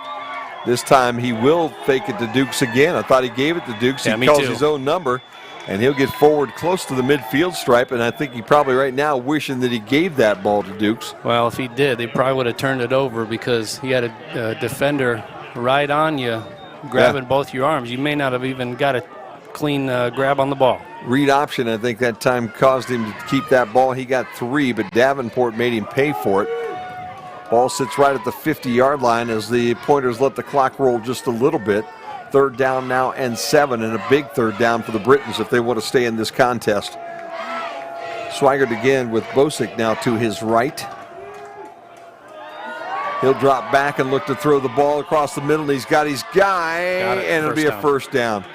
I'll tell you what, again, when you need something, he goes back to Jake Dinkle, and Dinkle got just exactly what he needed. And that'll set up a 1st and 10 now for the Pointers, and that was a backbreaker right there, Jim. Just that little dump pass into where the linebackers had vacated, and Dinkle was able to get ahead for just what he needed. 7 yards, what he needed. He got about 7.5. Richard Honorot, number 1 right there, lost his helmet, has to come out for a play. Justin G. from Stevens Point watching. Shout out to Walter Hickey the 4th. Schrader is in the wideout on this side. Williams the wideout on the top side. They'll turn and hand that football off in the backfield, and they almost lost it there as the Britons kind of reached for it. And now we're going to have to go a little bit deeper into their roster because that was a 34 that I've not seen all day. Shamaj Williams, a 225-pound freshman. Also Nick Davenport, 46, the senior. Clapping his hands at the end of that one. He had it. Please say hi to Emmett from Mom and Dad in Citrus Heights. Thank you so much. 13, Christian Garcia, the senior out of Milwaukee, also in this football game right now. Justice from Stevens Point already said hello to you, but thank you again for sending us another message. And Adam Decker from Wausau, shout out to Broderick Bodie. Williams is going to be the workhorse now, and he has room around that left corner. We have a flag on the football field as the diminutive one basically just rumbles his way inside of the 20-yard line. You just dished out some punishment for nothing, though, unfortunately. I don't see any way this one isn't coming back. I think we got a either a hold or a block in the back or at the point of impact. There you go. 10 yards from the spot of the foul. Williams at 5'11" and 225 is a burly little fire plug with some pretty good wheels. It rumbled his way down towards that goal line, but was aided a little bit by the hold right there at the point of attack. And at 5:05, it'll be 2nd down and 12 now as we move that football back close to the 44-yard line. And yeah, Clock just keeps on moving. Swigert again has Williams behind him. Will they hand it to him another time? No, they're going to fake it to him and throw it across the middle, and they've got their guy, Schrader. And Schrader will have enough for the first down at the 27-yard line, 28-yard line there of Albion. And right at this point in time, looks a little bit like that Albion defense running out of gas. And again, that time of possession way in favor again tonight for the Stevens Point At Pointers. this point, it's got to be about 34 minutes to 20. Yeah. And they're going to run that play clock down as far as possible every time. I'd be surprised if they don't. Again, another one of those afternoons where the Britons didn't possess the football probably long enough to make this the contest that they wanted to, as they delay handoff to Williams, and Williams will be back at about 25. Yeah, at this point in time, with only 4 minutes to go and 3 of them, you can't take them home with you. Probably depends on what they do on 2nd down here. If they get a good push and a stop, you got to think you're going to see the first of those 3 timeouts be used. But again, the Pointers are in no hurry, nor should they be. Time is their friend right now. Play clock's at 20 at this point in time, and they're just going to watch that play clock tick take their time, come to the line of scrimmage. And when they get rid of when they finally snap this football, I'm going to believe you're down around 3 minutes and 25 seconds. Schrader turns. That was a miscommunication. Play, yeah. Williams was Wow. supposed to go to the left side. Schrader had to keep it himself, and he makes the most of it. He just runs to the 20-yard line. Definitely made the most of that one. Got a helpful phonetic pronunciation, Luke Gaidecki. There you go. Thank you so much. And I get a few messages every once in a while with an attachment. Not opening those. Call me cautious, but just type the message in the body of the email. That'll work just perfect. And we thank you so much for watching. Webcast at albion.edu. Let us know where you're watching tonight. Swigert turns, hands to Williams. Williams picks his hole, and I think he's got the first down as he's inside the 18 to about the 17-yard line. Now the game clock is going to dwindle down under 2 minutes once they remark.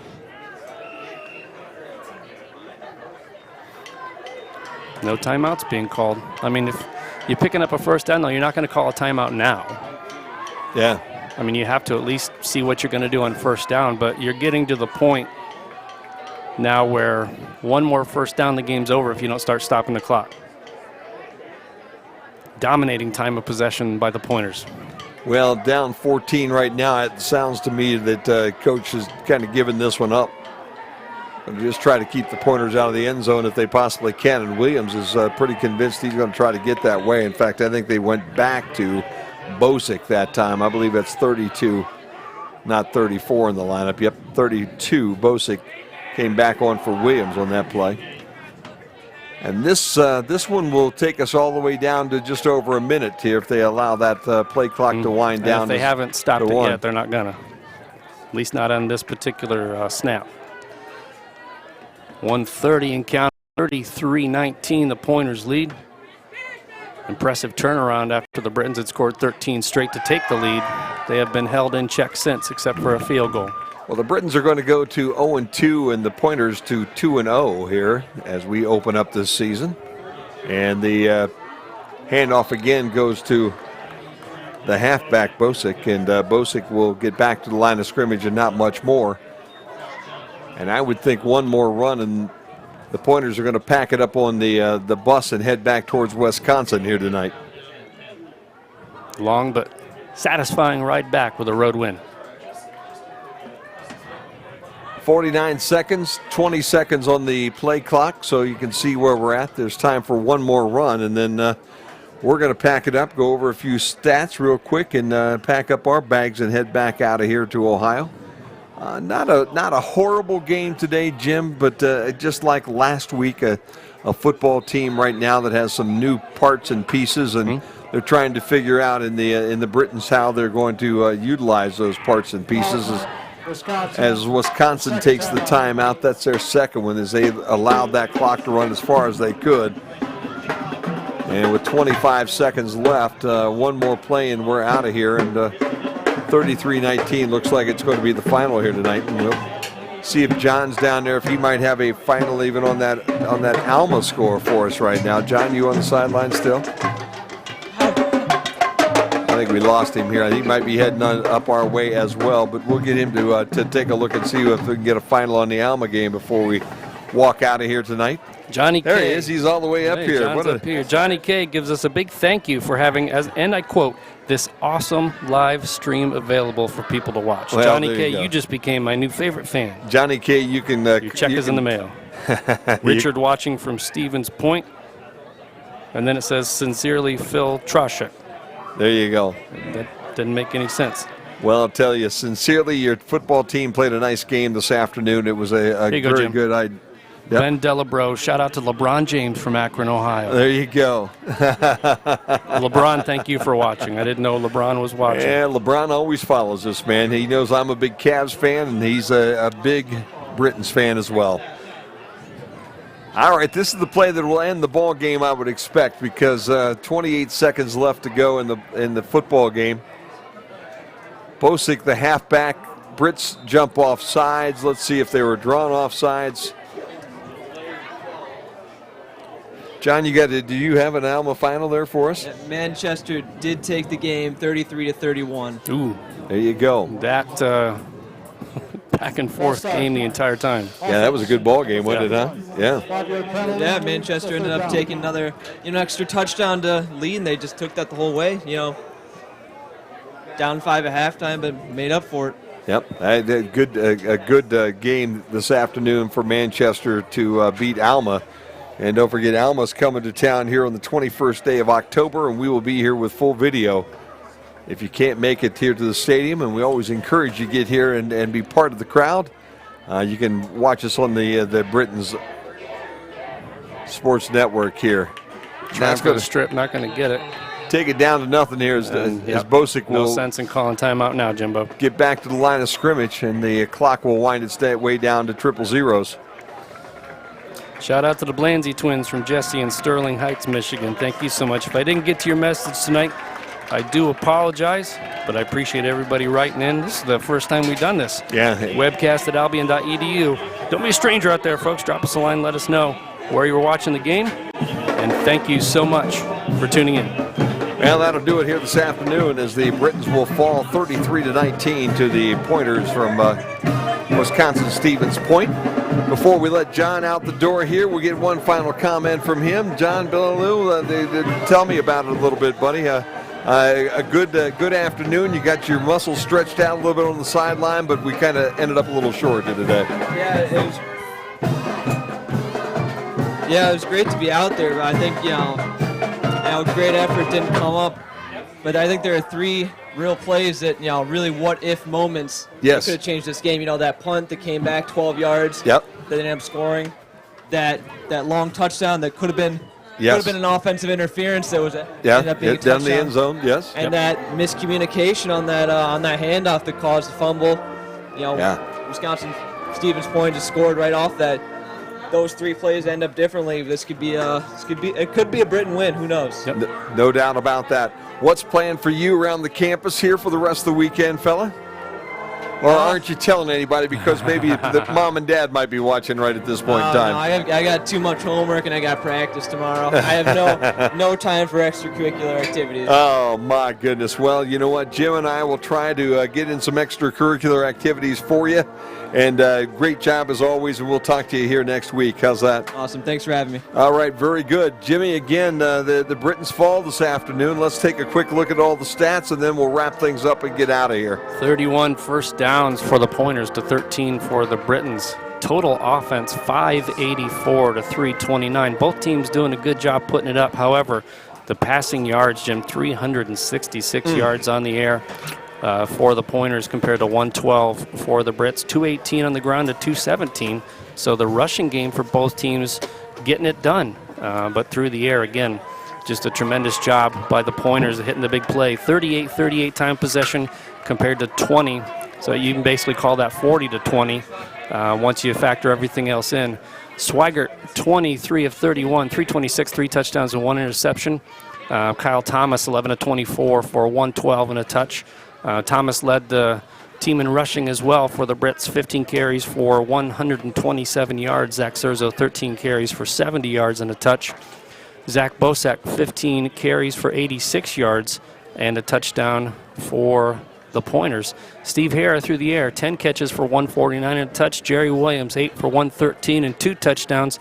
And Luke Gaedeke, 6 catches for 78 yards.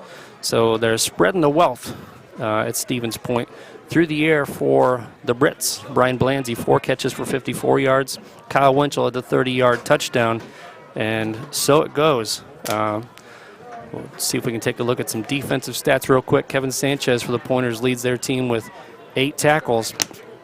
Boyd Delabro, 1.5 tackles for loss as well. So good job on defense by the Pointers. Jose Rodriguez leads all defenders with 16 tackles. Pat Zarnecki has 13, including a half stop for a loss. And Anarat Wickens with 10 stops as well. We'll go over the scoring real quick as I scroll back up. Give me one moment, please. Albion strikes first with a 28-yard field goal by Andrew Fabry in the first quarter. Start of the second quarter, Stevens Point gets a 2-yard run by Matt Ermansky. That makes it 7-3. Stevens Point would put up another touchdown in the first half with Williams catching a 16-yard touchdown, and that capped a 6-play, 80-yard drive. In the third quarter, it was all Brits. Surza with a 29-yard run, and then with 53 seconds left in the half, Kyle Winchell caught a 30-yard touchdown, and that made it 16-14 Brits. However, they would only score 3 more points the rest of the game. 3 big touchdowns for the Pointers in the fourth quarter. A 7-yard touchdown run with a failed 2-point conversion made it 20-16. Jerry Williams catches another touchdown, 27 yards through the air to make it 27-16. And Steve Hera caps the touchdown scoring for the Pointers with a 39-yard touchdown through the air to make it 33-16. Fabry adds a 39-yard field goal to make it a 2-score game, but they're unable really to stop the Pointers from that point forward, and they just ran out the clock. Brits fall 33-19 here this afternoon. We will be back on the air next week against Concordia. The kickoff is 1 o'clock. The pregame show will start somewhere around 20 till 1. And that's going to do it for us here for the Britain's Sports Network today. Jimmy, get us out of here, buddy. For complete details on today's game, as well as all other news and notes on the Britain's Fall Sports, visit GoBrits.com. Our thanks to the crew. You see Ken Reeker doing the production, his son Nick, along with Samantha Murphy and Drea Hill. See, we didn't say Murray that time. Murray Murphy is what her real name is, or her nickname is nowadays, Murray Murphy. Want to thank our good friends at Albion College, Matt Aaron, the athletic director, and Bobby Lee, the SID. And this game was produced by Richer Productions and FJ Productions. I want to thank everybody for making today's broadcast possible. And thank you, as always, for watching the Britain Sports Network. Good night, everybody.